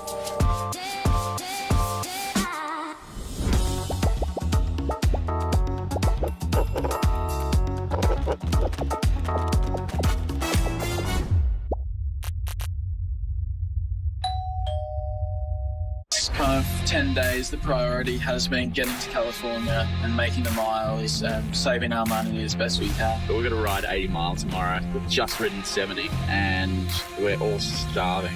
Took the first couple of corners and felt pretty comfortable, so I thought I might get it. So that was just too much rear brake, stalled the engine. The end of the first day of competition. The winner of the challenge today was Brodie. Reviewed today by generations unborn when they weave their spell. The Cup of Dreams. It's football's biggest prize. on the greater stage.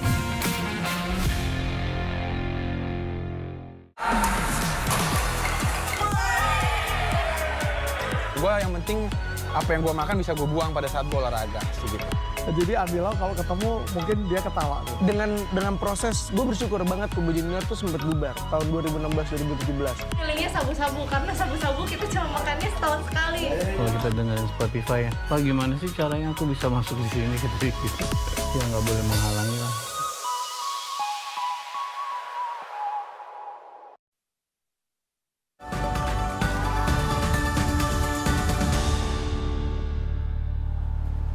Hello and welcome back to the 3-Hour News Show on See Today. It is in our final hour now. It's finally time to bring you the latest stories in our See the Story segment. And you're still with me, Kai Soria. Hello, my name is Mohd Tahir. For the latest updates, you can also follow us on Instagram, X, and YouTube, all at See Today News, and also with us. It's Aris Hatia. But before anything else, let's see what's making the headlines for today. Indonesian Foreign Affairs Minister Retno Marsudi reiterated the country's support to end the genocide in Gaza in her remarks at the 2024 Brazil's G20 presidency in Rio de Janeiro. Indonesian Tourism and Creative Economy Minister Sandiaga Uno plans event to promote Indonesian destinations to Australian tourists and foster collaboration.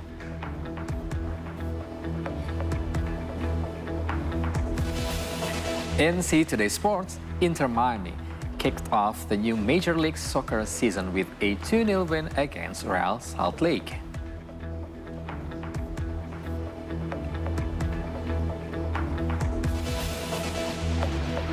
And in just a moment, in our See the Story segment, we will have a talk about zero-carbon architecture to reduce global warming with the founder and managing director of Rima Ginanjar Architecture.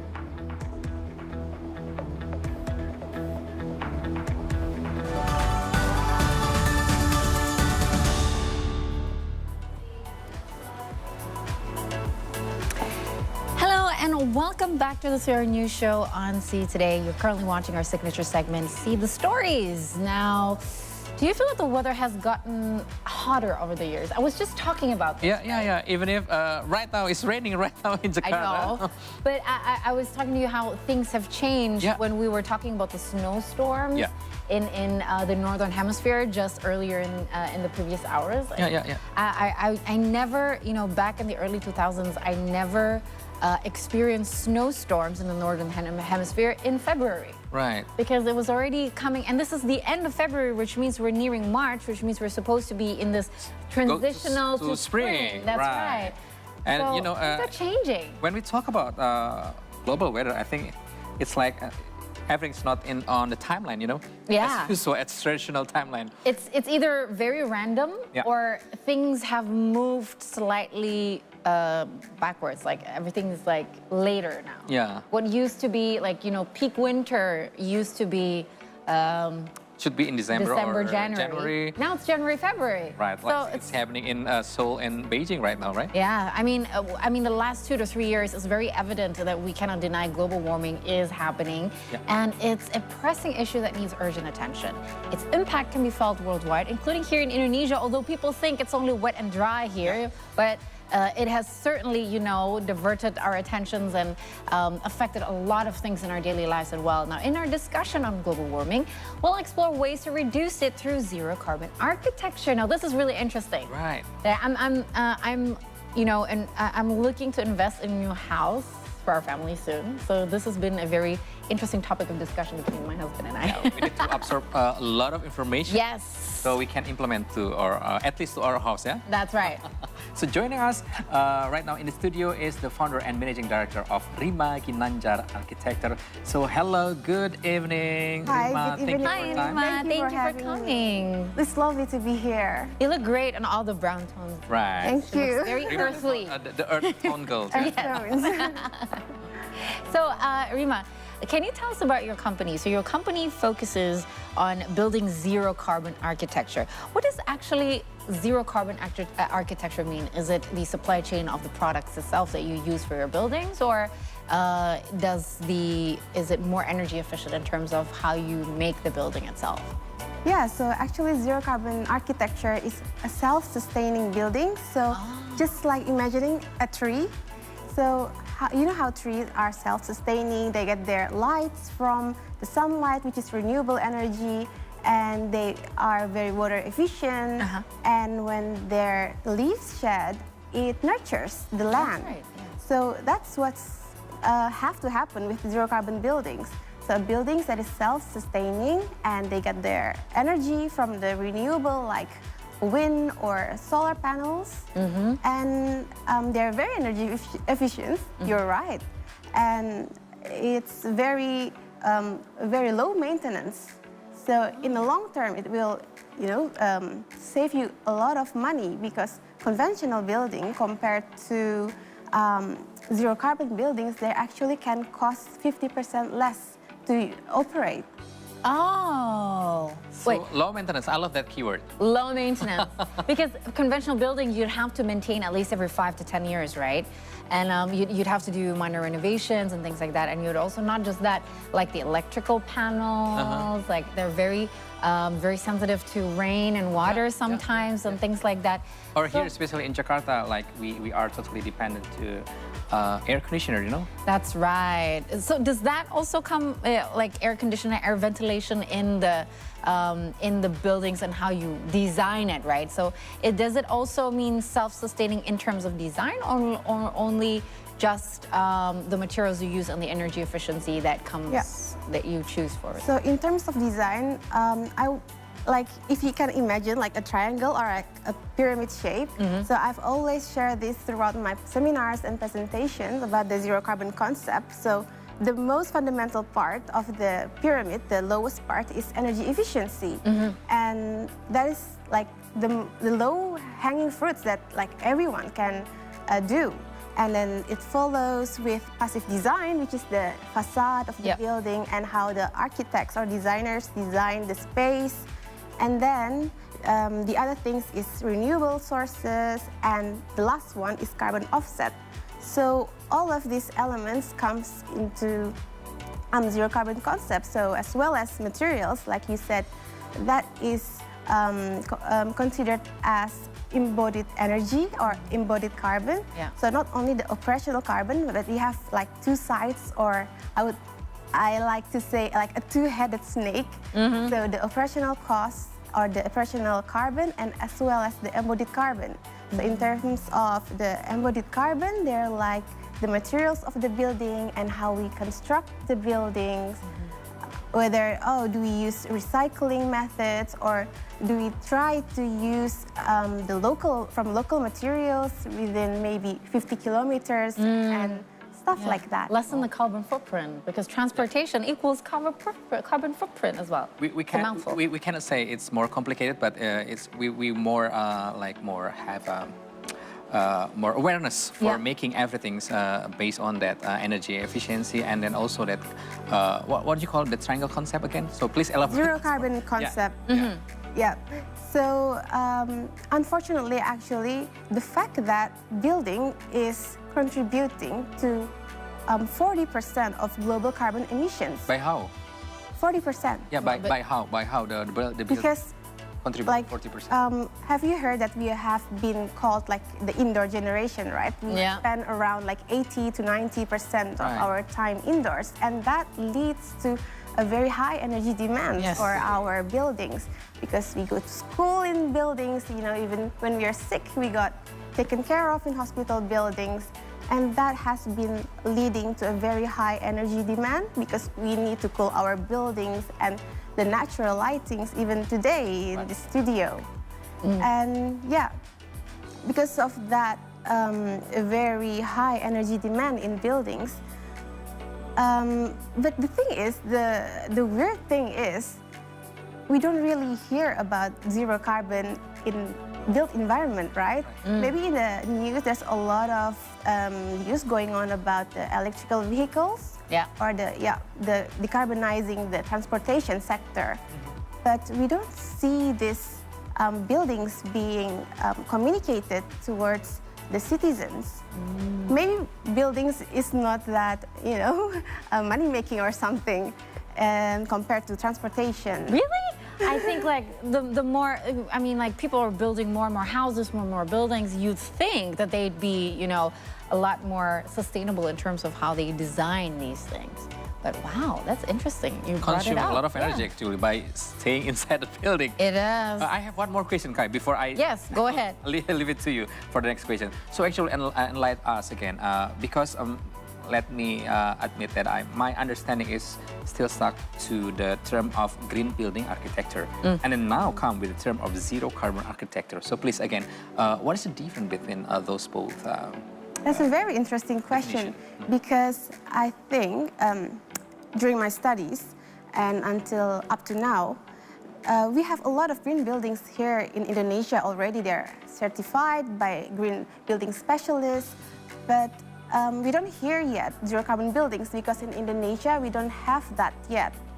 Yeah, because you need to create a report and you need to be very communicative in that report. How are you achieving sustainable? So we are trying to avoid greenwashing with zero carbon buildings. So you really actually can count how many carbon is in that building. To that detailed point. Yeah. So can you perhaps just tell us about the differences when you say that there are already green buildings here in Indonesia that are certified by green specialists, right? I understand that zero carbon means a lot more details, but what are the details that that makes a green building? Is there a difference? Because it looks like it's not as energy efficient as zero carbon should be, right? So what are the main differences? Yeah, so the main difference with the zero carbon building is that we try to reduce the embodied carbon as well, and not only the operational, while in green buildings, you know, you can do some of zero carbon aspects like elements from zero carbon, but not the full thing. certainly the full thing, yeah. So it's just like a quota of at least this amount of green things that would, you know, that would decrease the carbon amount, right? But it's not fully decarbonized. Yeah, because in zero carbon buildings, we are really trying to lower the carbon emissions. So not only the building's gonna be good for our health, but it's also need to be good for the environment, for the air outside our buildings. So it's not about just indoor air quality, like in green buildings, mostly they focuses on indoor air quality, whereas in zero carbon architecture, it's more holistic, and I think you are more aware of the earth and the balance in the earth, because you know how carbon is actually polluting our earth and it's making our climate hotter and more extreme weather, severe weather across the globe, right? Yeah. And I think with zero carbon architecture, if we try at least communicate with all stakeholders, the government, the developers, also the material producers, if we can collaborate and really trying to have a vision towards creating maybe a zero carbon or a low carbon building, then what we are doing is that we are taking carbon out of the air. So we're reducing carbon, and from my perspective, I think zero carbon architecture is an architecture that is trying to heal the environment from the roots. So carbon that is polluting our air and it's killing our children, right? It's really bad for the environment, and by taking that away, I think I am so motivated that I'm creating a better world for the future generations. You know, I hope the presidential palace and the government of the new capital city will give you a call, because if they really truly want to create, you know, a new green city, this should be in consideration. Have they? I mean, just out of curiosity, what developments have you designed that are zero carbon here in Indonesia, perhaps? If you could share some of the projects that you've done. Last year, recently, we have designed a football stadium in Kediri. Wow. While it's not yet zero carbon, we try to influence them and giving them educating them what is zero carbon. But some of the recommendations that we try to persuade is not yet implemented because at the first stage of the design, when the owners set their design requirements, they did not have a vision yet or at least a want in their heart that we need to build better buildings. So I think that is one of the main challenges in zero carbon architecture or in the built environment. There's not enough people knowing this concept. Yes. So this concept is not only useful for me, it's useful for all stakeholders, the government, again, the material manufacturers, because let's say if the government is concerned about zero carbon, then they will help to create regulations that are really going to help us as maybe owners and also material manufacturers to shift towards a sustainable world. Maybe just like in transportation sector, right? They have a lot of incentives towards using electric vehicles, but we don't have that yet in the built environment. I was just going to say, will they cut my taxes if I invest in a greenhouse? I mean, like, a zero carbon house. Kind of like so policy like that, right? I was going to say cheat my way to have a normal car, but I get a greenhouse, but okay, won't. Yeah. So let's try with this approachment, with the pentahelix approachment. So there is academics, media, government, private sectors, and society. Yeah. So in what level right now, the awareness of zero carbon architecture right now? Is it in the still below the surface, or actually it's gradual awareness right now is growing in terms of this zero carbon architecture awareness? Yeah, I think like globally, like since the presidents and the global leaders in 2016, they agreed on Paris Agreement to reduce the carbon emissions by 2060 and ideally by 2050. They try to implement that in their countries and then their cities. And this agreement is right now, it's only an agreement, right? It's not yet an action. And the question is how we try to take this idea into a reality. So I think by education and training and also certification professionals that I'm right now doing is really helping to really improve that knowledge so that one day hopefully Indonesia will build its first zero carbon architecture, its first maybe zero carbon building for the government, and that building can be like a benchmark for professionals and students so that they can learn from that building. Right. I think it'll be interesting to start from Kediri football stadium, right?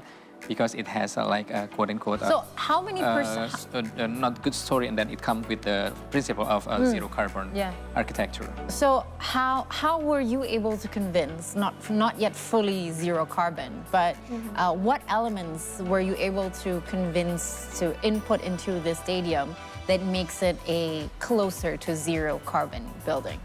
Yeah, first of all, the most easiest part is energy efficiency. Even at our own homes, we can do energy efficiency at home, like using LED lights or using buying electronics that are that have Energy Star rating. So if you like can look when you're like shopping, and they each electronics actually have this star rating, and you can choose the best ones, and that is lower in energy when you're operating it.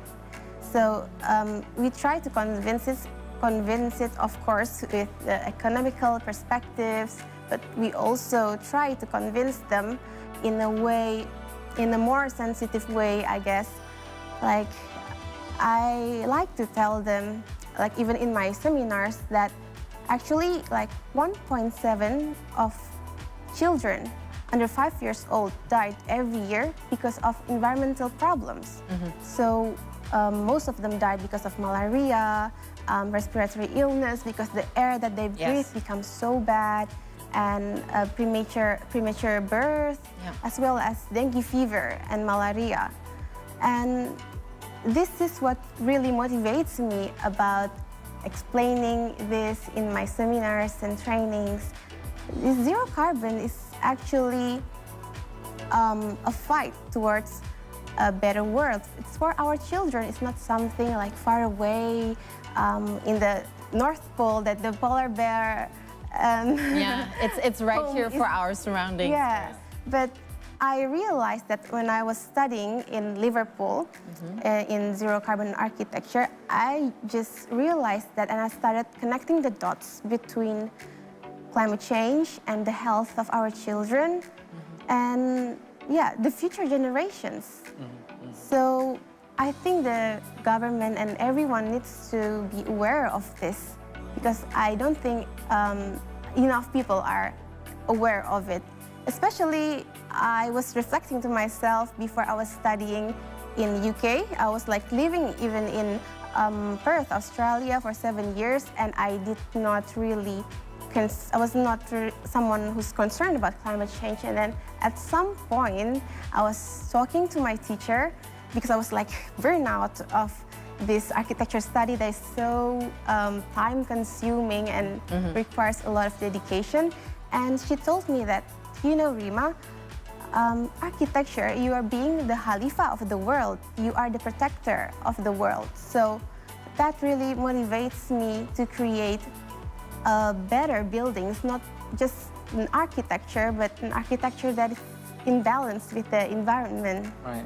So we can say that you come with the purpose in terms of architecture by bringing the zero carbon architecture. Yeah. So our next question is, what are the economic benefits actually, if you want to say that of investing in zero carbon architecture, particularly in Indonesia, both in terms of cost savings and job creation? Yeah. So in terms of energy, of course, there will be very lower maintenance and cheaper to operate. They also, for the owners, for example, they can charge higher price and they can have lower vacancy rate in their buildings. That is because it's green buildings, for example. It's a fact that they have collected. So there's so many benefits besides the emotional ones and the health of our children. But yeah, so in terms of the cost benefits, that is it. And in terms of job creations, what I found interesting was that actually just like a week ago, I was like researching for my module, right? I was creating a module for my training, and I stumbled upon a study about green jobs. Have you heard about green jobs? Yeah. Just, you know, sustainable jobs that are, you know, that has something to do with sustainability, like you, what you're doing right now. So it was like international study of 10 countries, and they found that we need about 12 million green jobs by 2030 to help us shift towards a sustainable economy, a zero carbon economy. And that is a lot of jobs, and it's creating so much opportunities for us. Like, for example, some of the job lists that I was looking at in a Green Jobs book by the government in Indonesia, it's including hospital, hotel, sustainable hotel manager, and also eco-travel. And maybe, like, in the future, there could be like a sustainable news anchor or a sustainable news with a basic reporter. requirement for that. Yeah, like so someone who's really advocating and focusing on telling that side of story instead of, you know, there's so many other things. We need to take some certification for that, Kai? Well, she's doing the certification for architects here in Indonesia, right? So you are also training and doing certification. My question is actually, I understand that the long-term cost benefits are great, but my question is, should we, let's say, a client approach you, I want a zero carbon building here, this, like, let's say, like a building, right? Do we have all the technology, innovation as in materials, that would satisfy all of the criteria that would make it a zero carbon building here in Indonesia? Because it means that it has to be sourced locally, everything, right? So do we have all that in Indonesia ready? Should someday soon somebody would approach you and say, I want a zero carbon building right now? Yeah. So zero carbon is a journey. So we want to get zero by 2060 and ideally by 2045. But the thing is, yes, right now, in this moment, we don't have enough materials that are made locally and stuff like that. But we need to start this journey, and we need to, because if we don't take these small steps and trying to implement the zero carbon architecture, it's not going to happen anytime. So we need to start, even though it's not ready. So yeah, I think if a client approached me and they asked me if we should build a zero carbon buildings, totally, because in UK there's already a lot of zero carbon buildings, and in the Hong Kong as well. And I think Indonesia needs also that for education purposes, and it's gonna set the benchmark in the buildings. Well, here's to you building your first zero carbon building. So can we start with houses, or does it have to be big buildings? So I think Kai and Rima, our conversation is getting more interesting. Yeah, I wish we'd have ours. And City Stories will continue after the break, still talking about this, and of course still with us and Rima, so who will join us with our special things with a game. So yes. Don't go anywhere, just Stay stay with tuned. us right here on the Hour Show, City Stories.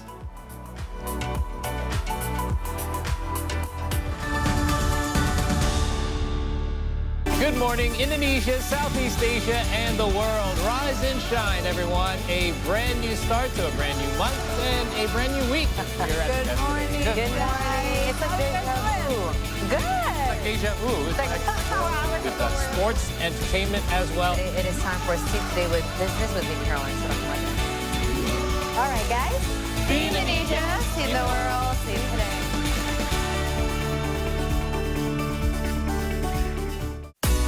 Asian flavors is gaining more popularity around the world in the last decade.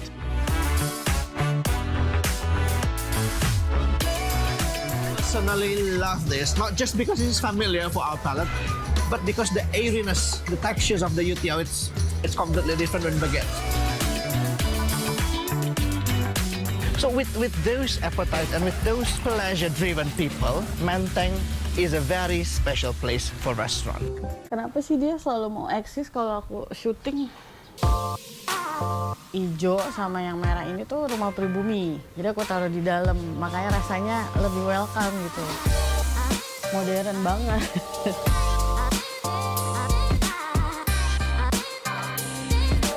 Dia tuh sempit banget kalau ceilingnya pendek. Menurut aku ya, kita belum ngerasa memiliki kalau belum ada sejarahnya.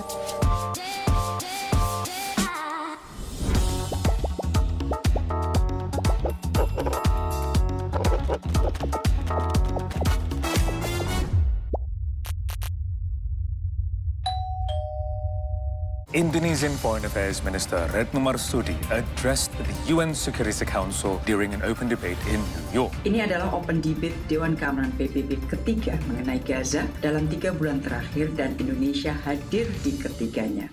If you want the best coffee beans in the world, this is where you get them, the city of Sidikalang.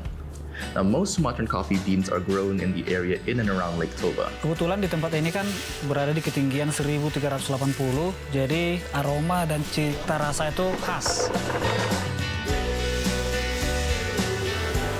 Come see the beauty, only on See Indonesia.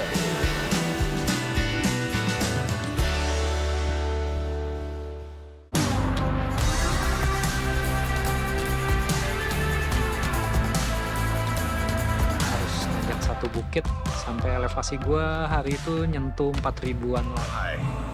I kinda wanna die.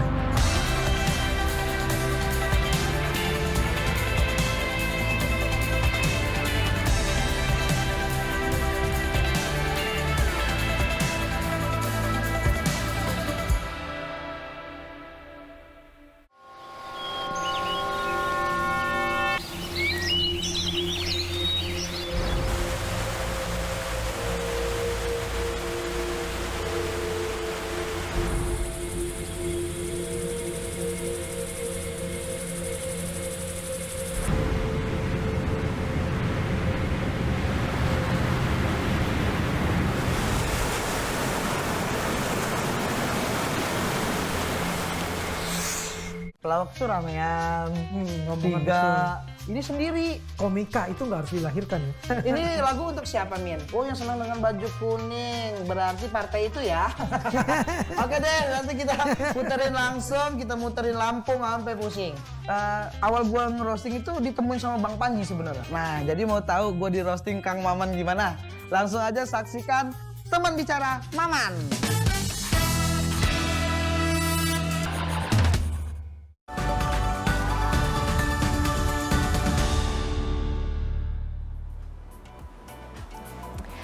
Welcome back to See the Stories. Well, it isn't See the Stories if we do not ask our guests to play a game with us. Now, we will play a game about global warming issues.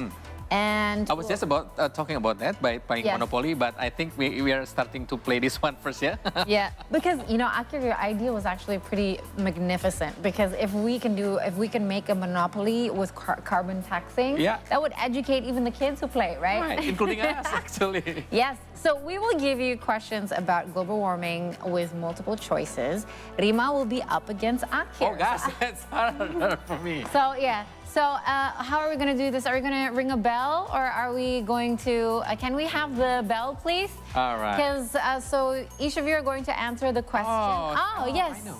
So, Yes, no, I think right now. we will play the game right now. Yeah, we will play the game right now because we have already asked all the questions that we wanted to know. So, Aris, are you going to bring us the... Yes. So is it only you and Rima who are playing? What is Aris doing then? No, I think I will lead the quiz. Where should Oh, I you're our game master. Yes. Okay. you're over here. So, Oh, you're off there. over there? okay. So we're a bit of a confusion delusion today. Yeah. Too much carbon in this room. So we're going to start the quiz. Here's gonna be the first question. It will be multiple choice. Also, the three of us are Yeah. playing. Okay, Three you'll of be us. my team, I think, because Rima knows everything. Okay. Okay. Okay. So the first question. Okay, where is it? Okay, We'll Plasma. open the There it is. What's the cause Maroon 5. global warming? What? I Global know, warming. because I forgot. You forgot yeah. to give us... I forgot the bell. Don't be so nervous, Aris. Okay? Wait, who's gonna answer? wait, we're a team. We're a team. So, And We are yes. against you. Okay. Oh no, Akir. So Akir, you're a team with Rima. I'm. Really? I'm a little bit confused right now.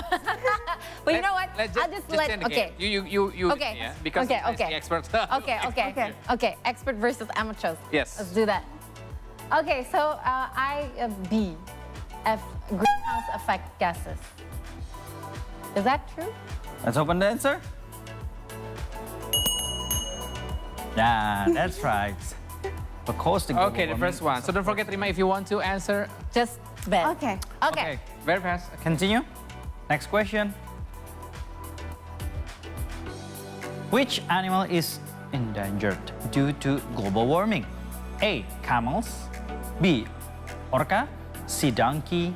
Or D. Polar bear. Is it the polar bear? Let's Is show it the all answer. animals? Isn't it all animals? All of the above? No? Oh, it's polar bear. But Because, well, all of them are in danger, but polar bear are directly in danger because the ice is melting, right? Yes. Is that it? Is that it? You've mentioned about the polar bear, but I think Yeah. it's specific to polar bear because Yeah. the melting ice there. Yeah. Right. okay, let's. So They can't swim all 2 day. versus 0. Come on, Rima, you can read Okay. first. Come on, come on. Okay. I'm giving you a head start. Okay. Next question. This can help reduce global warming except A. Eating veggies. B. Walking and cycling. C. Take public transportation. Okay, Rima? Take public transport. No, walking and cycling. Except? Except. Except. Oh, except. Except. Oops. Then it's your turn. Oh, okay. Because I got it wrong. It's very unfortunate because I live for this, but I know. guess I cannot eat steak every day anymore. Okay. Open the answer. Yes. Eating Because steak it every is day. believed that meat, They're beef meat, very carbon intensive cows. Yeah. cows, yeah? Yeah, but it will also change. I don't know. I can't go vegetarian. I'm sorry, guys. Maybe you I can require think to eat other meat, yeah, rather than beef. once a week. You're thinking. Yeah, maybe. All right. Okay, we still have another question. The fourth question, please. Plastic contributes to worsening global warming, and the three principles for tackling plastic waste are known as the 3R. What are the 3R?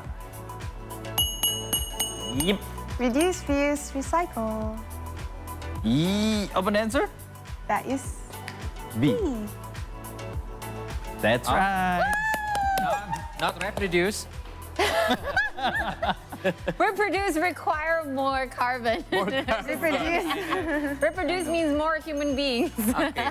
So we've been talking about some challenges in terms of making all of us here in Indonesia particularly more aware to the zero carbon architecture. So, but please, I think, Rima, you can give us some examples of successful zero carbon architecture projects in Indonesia right now. Is there any story of successful story related to this? Like, to be clear, like zero carbon architecture is like a self-sustaining building that I mentioned earlier, right?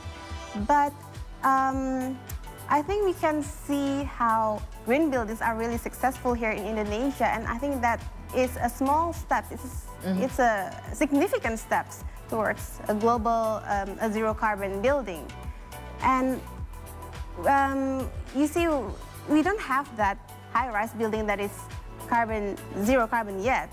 But the thing is with rumah adat or traditional houses like rumah joglo, they're very beautiful, by the way. Yes. And they are very sensitive towards their climate because our climate is here before us. You know, Indonesia has been tropical countries for thousands of years.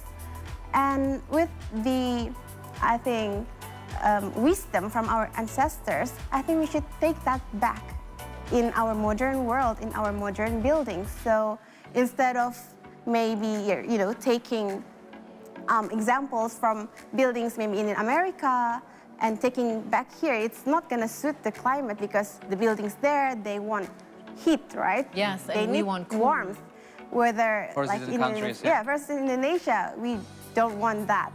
So with traditional houses, they have very long roofs, and that really protects the interior of the house from rain and also sunlight, and they're very well naturally ventilated, and lighting is very natural in our traditional houses. Well, the key is, let's go back to our local wisdom in terms of architecture, right? Let's go back to wild Indonesia. Yeah, at least in our houses. Yeah. Buildings is, you know, it's controlled by the government, but our own houses is controlled by us. It's our own responsibility. And the fact that actually in Indonesia, you know how, buildings globally contribute 40% of the global emissions, right? But in Indonesia, especially, about 89% of the energy is used by buildings. Wow. By homes, I mean. Twice, from the global numbers, So the 40% is the globally, but in Indonesia itself, 89% of that is from our residential houses. And that cannot be controlled by our government, right? So I think there is, the government need also maybe in like their houses, like maybe like seminars or something, to encourage them how to reduce their energy usage and stuff like that. I think I learned about a lot of like zero carbon principles, but I see that there's a lot of these principles or techniques that is very easy to implement, but why don't I see it implemented in our own house, even in offices? As simple as LED light. Right. We don't yet use that in every part of the buildings. It sounds so simple, but it's not yet been implemented. So I think, you know, we can start easy, and once we understand what we are trying to achieve, then I think we can lead to something bigger and better. Right. Yeah. Gradually being bigger and better, Lots of notes taken. Right. Yeah, inspiration for home. Yes. So Rima, thank you very much for your time for coming here. Thank Hopefully you can come here again with the new story about the your first zero emission building. Yes. Yes. To Rima's first zero emission building in Indonesia. Oh, Thank you. It's for our citizens, right? Yes, that's right. So City Stories will continue after the break. So again, stay with us only on the Travel Show, only on See Today.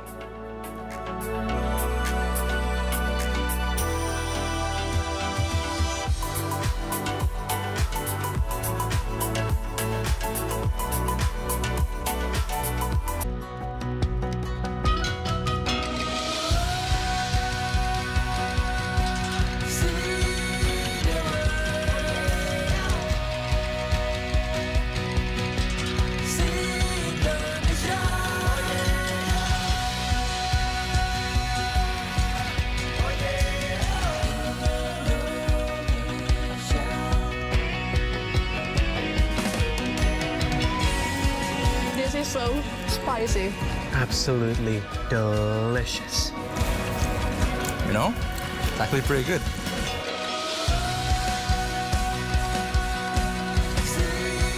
Satu, dua, tiga. Come see the nature, only on See Indonesia. Come see the beauty, only on See Indonesia. Only on See Indonesia.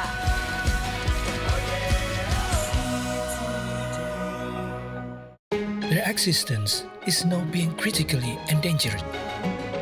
Dia memiliki ekor yang sangat panjang, jauh lebih panjang daripada badannya sendiri. Tekniknya dia keluar di itu bergelombol, menggunakan punggung temannya untuk naik. Sebenarnya konservasi burung hantu di sini latar belakangnya jelas asas manfaat. Jadi kita pengen melestarikan burung, melestarikan satwa, tapi juga otomatis dampaknya ke masyarakat yang khususnya sekarang kalau di sini kan petani. Hey there, buddies! Welcome back to another episode of Buddy Talk. Enggak, dia hostnya, kita co-hostnya. It's better to be overdressed than underdressed. That's actually a good hack, because I used to live in Canada. That was our trick. Point to Manado on this map. I'm horrible. I told you I'm bad. Dikira dengan banyaknya informasi itu kan jadi makin gampang gitu nulis. Iya. Tapi ternyata susah banget. About you that makes me indulge in the company of your own kind.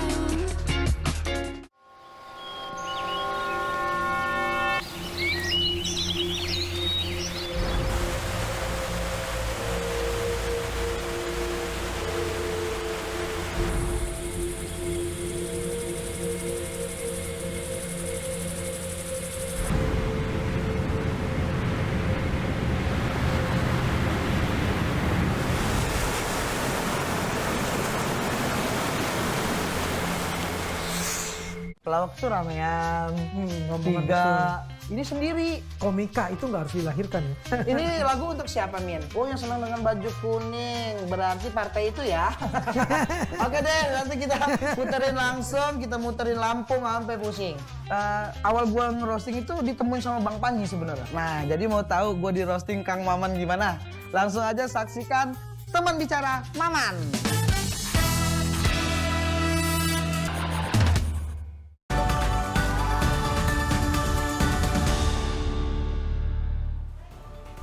Welcome back to See the Stories. Yes, now we will have a talk about low carbon foods. I know this does not include beef, but do you know what it means?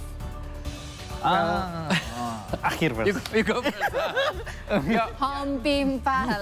Just kidding. No, in my opinion, I think we can contribute by our. Let's say you say that you can't be a fully vegetarian, vegan, but you can contribute by lowering it, not making it zero in terms of food. So by choosing some of the food in front of us, I think that's one of the like smallest and daily contribution that we can give to our Mother Earth, to our planet. Okay, it doesn't necessarily have to be vegan though. Yeah. Yeah, or vegetarian actually, but. You were saying? Low carbon foods is food that producing low carbon during the producing. What? So during the process.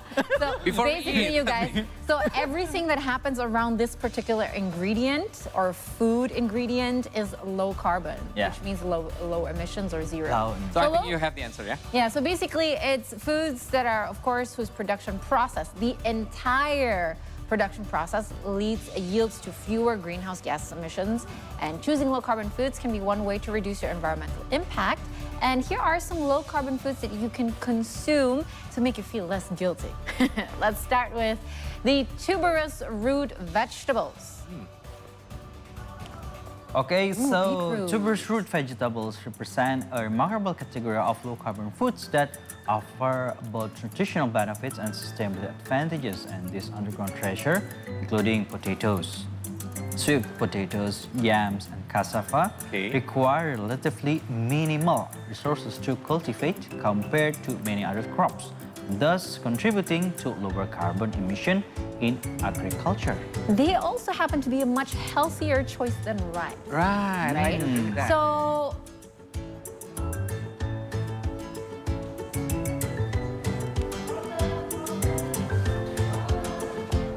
well, you know what?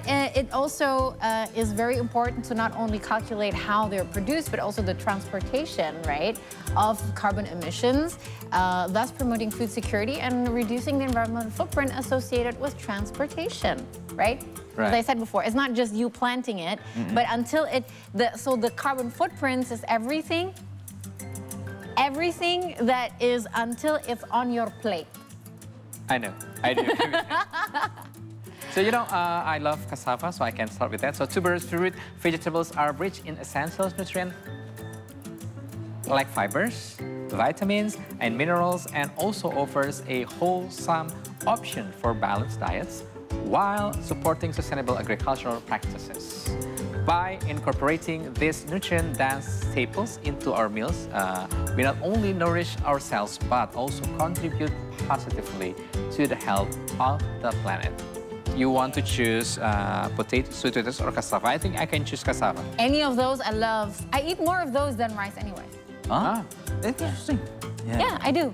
Because I'm not really much of a rice person, and I was just having this conversation with my friend recently. It's a parent conversation. Why I can survive without rice, but my friend can't. Because from very early on, most Indonesians and people in Asia here, the staple food is rice, right? Right. I didn't grow up here. I had more, very much, and I had more options of carbs when I grew up everywhere else. So my palate is not just rice. So it's about I'm okay it's now. about mindset. Too. It's about the mindset. So you can also change your I'm mind. switching right now. Switch. Okay, and there are also low-carbon fruits, including apple, orange, and banana, among others. Ah. You know, we have all this sourced locally, right? Apples, oranges, and bananas stand out as exemplary choices within the realm of low-carbon foods, championing sustainability and environmental responsibility.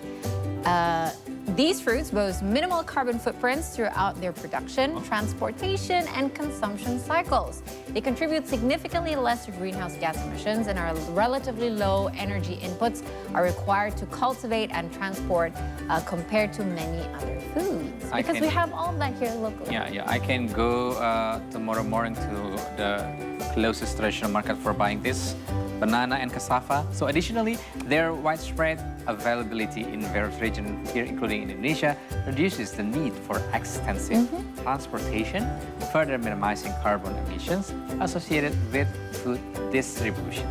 Embracing these fruits not only nurtures personal health due to their rich nutritional profiles, but also supports broader efforts to mitigate climate change by promoting eco-friendly dietary. So eat local foods, fruits and food. Yes. I think it supports the principle of that lower carbon contribution from food. For sure. And okay, next we still have more information. So Indonesia have many reasons to celebrate tempe. Who doesn't like tempe, right? As it both treats plant-based protein and also has low-carbon food trend, just like tofu. I like tofu. So when it comes to carbon emissions, the production of tofu and tempeh is much more efficient compared to beef. Maybe, Kai, maybe you can. No. I will have my rebuttal later. You go ahead. Okay. I just. I will have my rebuttal later. The fermentation process results in fewer greenhouse gas emissions. Research shows that 1 kilogram of beef can emit 15 to 20 kilograms of carbon, while the production of 1 kilogram of tofu or tempeh only emits around 2 to 4 kilograms. Both tempeh and tofu are rich in nutrients. Tofu, made from fresh soybeans, is high in protein, fiber, and has low saturated fat. Meanwhile, tempeh, derived from fermented soybeans, is rich in natural probiotics, beneficial for digestion. Having said that, tempeh and tofu can be a perfect choice for a healthy and environmental-friendly food. Now, I have a very, very crass rebuttal here. We have locally sourced beef, but here in Indonesia, unfortunately, tempeh and tofu are not yet low carbon. Yeah, because it is imported. Yeah. We import most of the it's soybeans. around 90%. Yeah, from China, And which Brazil. means that's a lot of carbon footprint that you eat with your tempeh. So I'm just saying, meat is much closer here.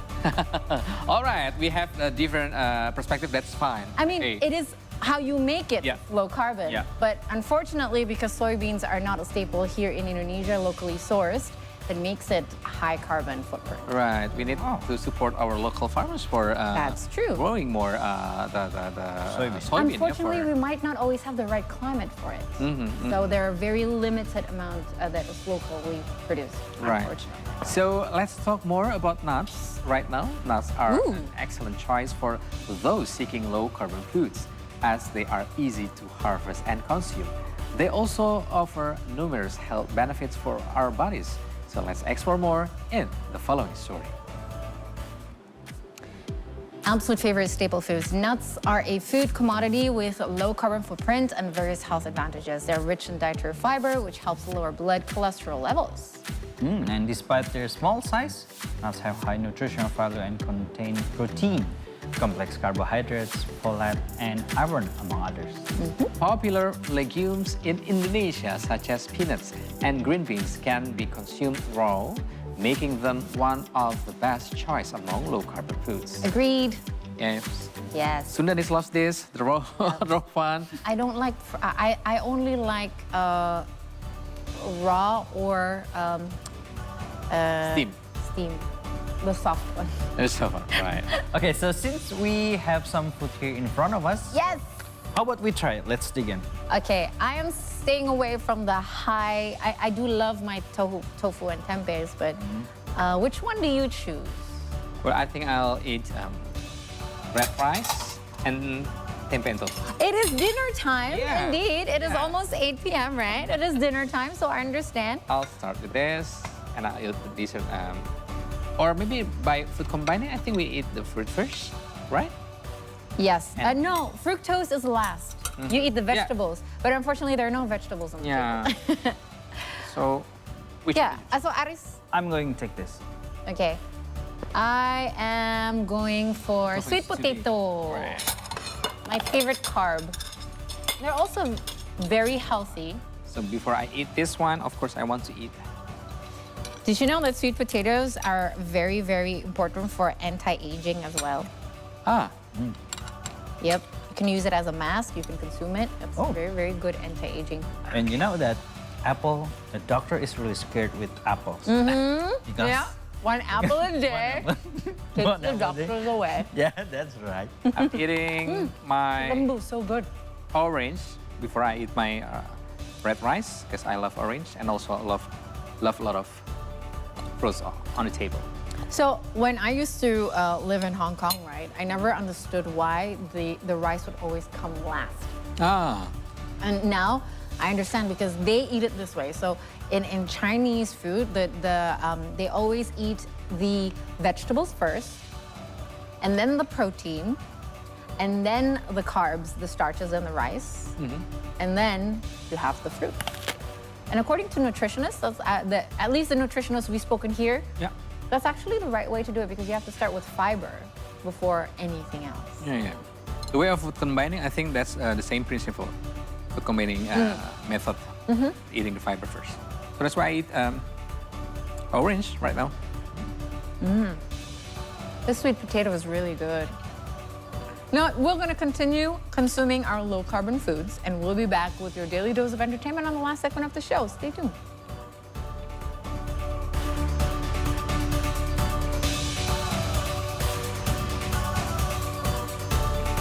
China Earthquake Network Center reported that the quake rocked the Erterpen County in Aksu Prefecture shortly after 2 a.m. local time.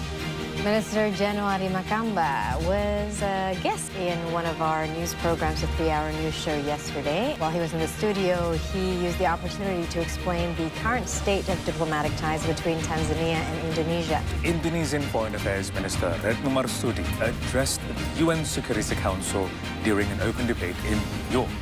Ini adalah open debate Dewan Keamanan PBB ketiga mengenai Gaza dalam 3 bulan terakhir dan Indonesia hadir di ketiganya.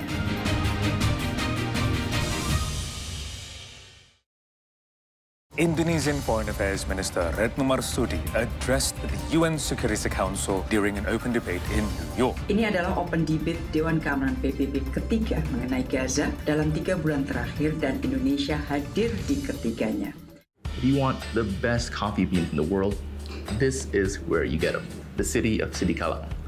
Now, most Sumatran coffee beans are grown in the area in and around Lake Toba. Kebetulan di tempat ini kan berada di ketinggian 1380, jadi aroma dan cita rasa itu khas. Come see the beauty, only on See Indonesia.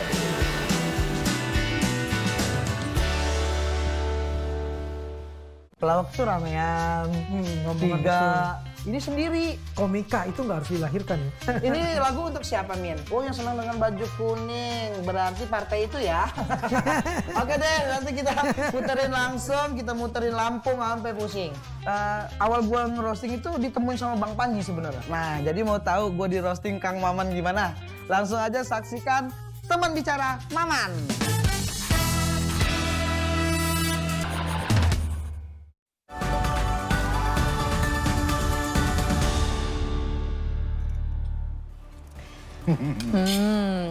So, Kai, please take it away, this segment. You're concentrating in it. well, welcome back to the 3-hour news show. It's time for a daily dose of entertainment. Well, we're also still enjoying this party. I hope you're also enjoying your dinner party. Let's start with Blackpink's Jisoo, who finally introduced her own agency called Blissoo. So Jisoo's brand new agency came following her fellow Blackpink members, Jennie and Lisa, who also announced their own agency recently, which are Haute Atelier and Lau. With double L, yeah? So the launch was announced on Jisoo's personal Instagram account, as she said that she is excited to share her new start with Blissoo. The launch also received positive response from her fans and netizens around the world. Meanwhile, Rosé will also start her own label for her solo projects. What do you all think? These girls have enough money to start whatever company they want. It is interesting to know that the next step of this girl K-pop bands by making each one of their labels. So do you know what happened? So usually before their contract renewal with SM Entertainment, SM Entertainment would have full publishing rights over everything that they do, solo and as a group. Now, of course, I think it's for money purposes. Now the girls have stood up for themselves and said, like, you know what?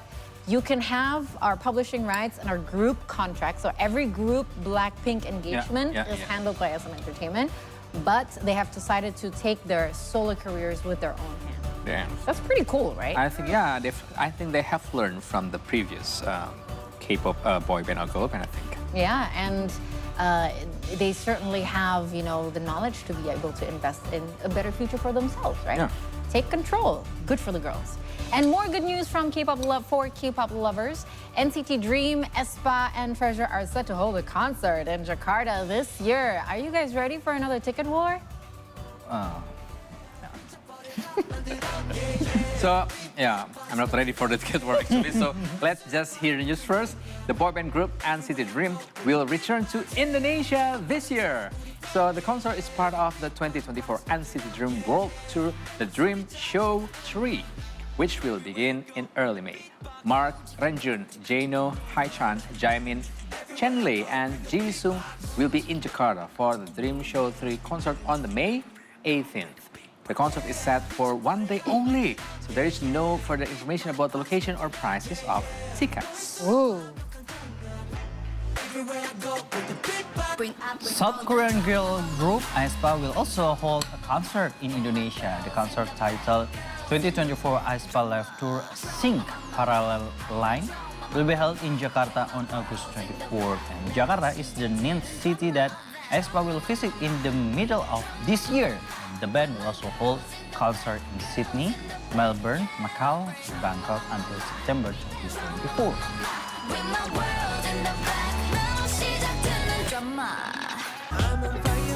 Meanwhile, just freshly announced today, the boy band group Treasure will certainly hold a reboot tour concert on June 29th and 30th at the Indonesia Arena Gelora Bung Karno, Senayan.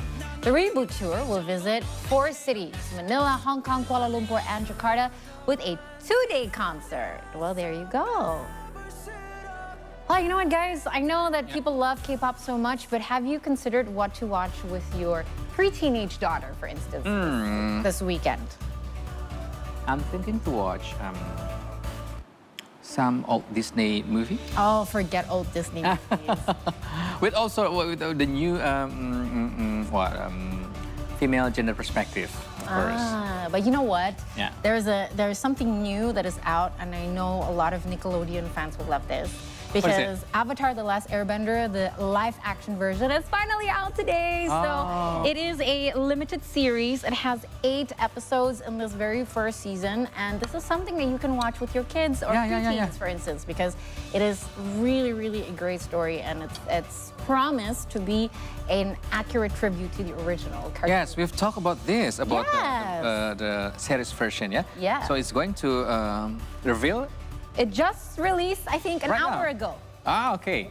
I have it on my list. I'll put I grew up on my watching list. it, and I can't wait to share these experiences. My children love it. Right. There you go. The movie version. Yeah, so there you go, another plan for the weekend, because tomorrow is Friday, and that means that we have to wrap up our episode of the 3-Hour News Show on See Today for today on Thursday. Be sure to also follow us on our social media through Instagram, X, and YouTube. Our handles at See Today News. And of course, See Today can now be enjoyed in Australia on Foxtel OTT platform, Plus app, or in Macau Cable TV channel 84. Or if you are in the Philippines, you can also watch the Convert Vision channel 58 and Singtel Singapore channel 15. And for all of you who are Telkomsel users, you can also watch See Today on the Maxstream apps. And don't forget to also tune in again tomorrow, same time, same channel. And be sure to also catch our morning show every day at 6 a.m. My name is Muhammad Ahir. I'm Aris Satya. And I'm Kai Surya. As always, together with love to say, See Indonesia, see the world, see today.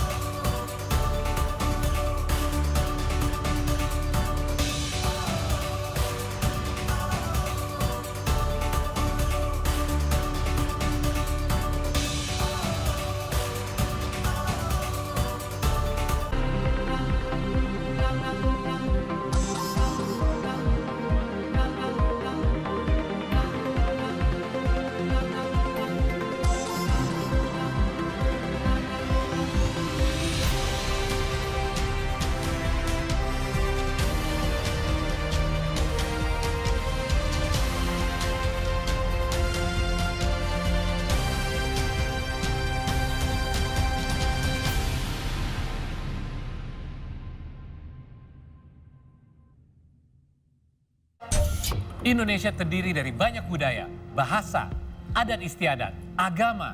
Jadi atas dasar apa kita bisa menyatukan mereka dalam satu nasional?